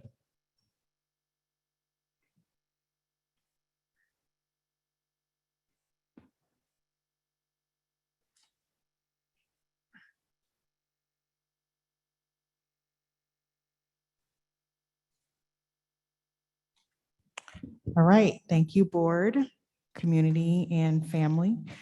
I have with me on the Zoom, I have Dr. Allison Huey, our Director of College and Career, and Director Gabriel Chilcott, our Secondary Director. We are bringing the agenda item for discussion, which is our A through G Completion Improvement Grant Award and Plan. We're bringing that forward to the board for discussion, and then we will bring it back to the next board meeting as an action item. I will let Dr. Huey and Mr. Chilcott present to you. Thank you. Good evening, board, and thank you, Ms. Martin. We can move to the first slide.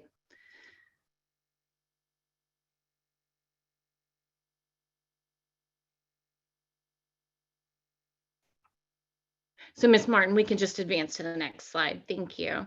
Okay, so our A through G Completion Improvement Grant Program is a state-funded program provided by one-time Prop 98 funds.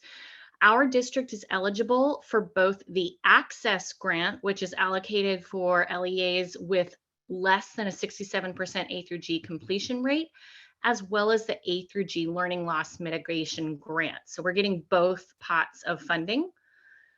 We can go to the next slide.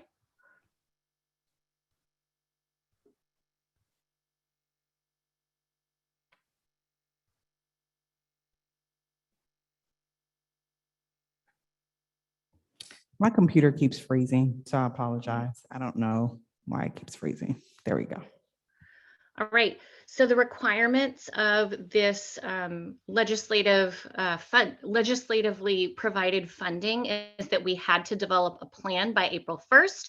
That plan was developed and has been submitted. That plan was part of your board packet. The next step is that the plan is discussed by the governing board at a regularly scheduled meeting. That's tonight. And then the third and final step is that that plan is adopted by the governing board. We can go to the next slide.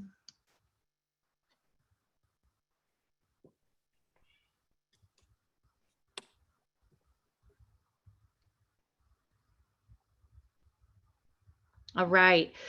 So the requirements of the plan is we had to outline 4 different items: how the funds are going to be used to improve and increase services to improve A through G eligibility, the number of pupils who received a D, F, or fail in the spring of 2020 or in the 2021 school year. And that's really due to the COVID impacted years is why this funding has come about at all. How the plan describes services supplement and do not supplant any services that are already provided by LCAP, and a description of the extent to which all of our pupils in our school district will have access to A through G courses that are approved by UC and CSU. Let's advance. So our plan that's in front of you tonight really focuses on 2 of the allowable expenditure categories. First and foremost being provided extended access to students. So making sure that more students have access to credit recovery. And then the second step is around professional development for our educators, those who are closest to our students and who we know are most impactful on student success. So with that preamble, I think we can lead into your discussion period.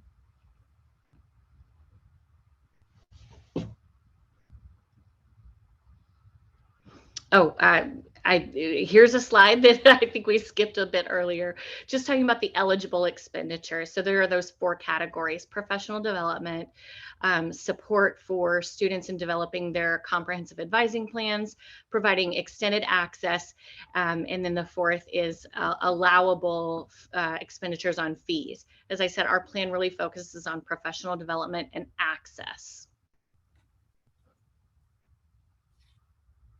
Thank you.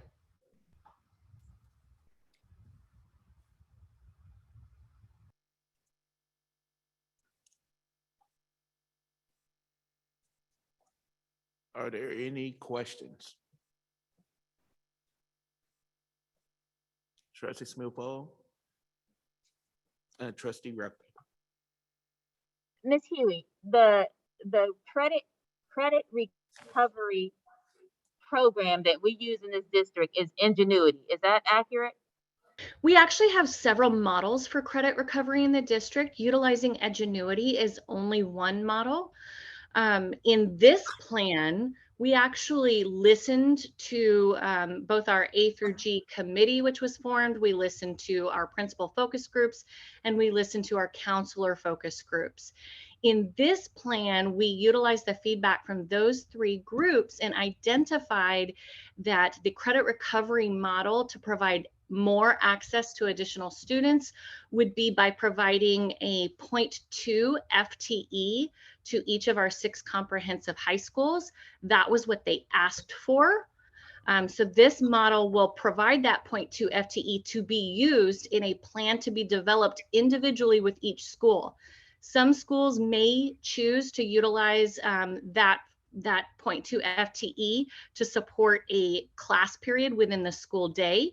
They may choose for that period to utilize a traditional classroom model, or they may choose to utilize that period to implement the Edgenuity model, which amounts to, it's very similar to an independent study model where students are utilizing an online platform to advance through curriculum. So if they choose to use the 0.2 FTE for classroom, does that mean they then turn around and say, this teacher is only teaching chemistry credit coverage? If you got a D or F in chemistry, this is the class that you'll be in because this is the teacher that would be teaching you chemistry, so you'll be able to, with added resources, so you'll be able to recover that credit. Or it may be for math, or it may be for algebra 2, or it may be for, so you would have a mixed group of kids from 9th through 12th in one of these classrooms. Is that accurate? It is possible, yes. Okay, it's possible to have that. Okay, and then do we have numbers around how many students this would impact? We do, and that's included in the plan because it was a required part of the plan. I would have to go back to the plan to give you the exact number of students. I can tell you there's around 14,000 individual grades that were identified as being those Ds or Fs that are countable within the period outlined by legislation. Okay, Dr. Hurst, I don't want to take up other colleagues' time. We only have about 6 minutes, but I would love for this to come back for a in-depth conversation because I have a lot more questions that I would have for Dr. Huey. Can you hear me, Dr. Hurst? Am I clear? Am I coming in clear? Okay, thank you. Dr. Huey, I do have more questions around this and around this plan. Ms. Martin, I asked some of those questions in our agenda review, but I have more questions now. So Dr. Hurst, I would appreciate this coming back to the board. I yield my time, President Christian, to other colleagues. All right, thank you. Trustee Reckler, I saw your hand. Hi, good evening. Thank you for being with us. I just have one question, which is, were students part of the A to G committee, or is there time to still tap them for their thoughts on what might, what they might like to see? So in this case, students were not part of the A through G committee. The committees that were formed this year did not include students on them. I think we've heard very clearly the desire for students to be included going forward. At this time, we are really hopeful that the board will allow us to move forward in the process so that we can post the positions that are part of this plan and get them filled, as well as let our school sites know that they will be allocated this 0.2 FTE. At this point in time, they have not been allocated the 0.2, even though the funds have been allocated to our district, because we do not yet have an approved plan from our board. Okay, thank you. I do have another question if no board member has another question. I do have one more question. All right. May I ask that question if no other board member has a question? President Phillips, I'm sorry, President Christian. Go ahead. Ms. Martin, we talked about, and can you give me a little bit more clarification on what you found out? What happens if you have a teacher who has a classroom of 36 students? And of those 36 students, 25 received a D, right? So those 25 would then be moved out of that teacher's classroom and placed into, let's say if the site decides to use it, the 0.2 teacher's class. What then happens to that teacher's classroom that now has 10 kids in it, 5 kids in it? Did you go back and discuss this? And if you did, can you bring me up to speed? We did. We discussed it. I'll let Mr. Chilcott or Dr. Huey answer. Okay. So typically in master scheduling, when we end up with a class of 5 students, those students would be dispersed into other classes that have additional space for those students. And then what happens to that teacher? That teacher would then be available for another course. So then you would have, so I'm trying to figure out then where would those other students come from? You understand what I'm saying? So we have we would disperse them equally, right? So if we would make sure that the classes are dispersed according to the number of sections that are available. So what may result in your scenario, Trustee Smith-Folds, is that all of the remaining classes then have a lower enrollment level across the board, right? Because we now have an extra section opened up. So a class wouldn't collapse. You would just spread everybody over the class. Yes, ma'am. You have now. Yes, ma'am. This is not creating any collapsing of courses. Okay, it's not this plan is not creating a collapse, of course. And then my last part is, where is the impact?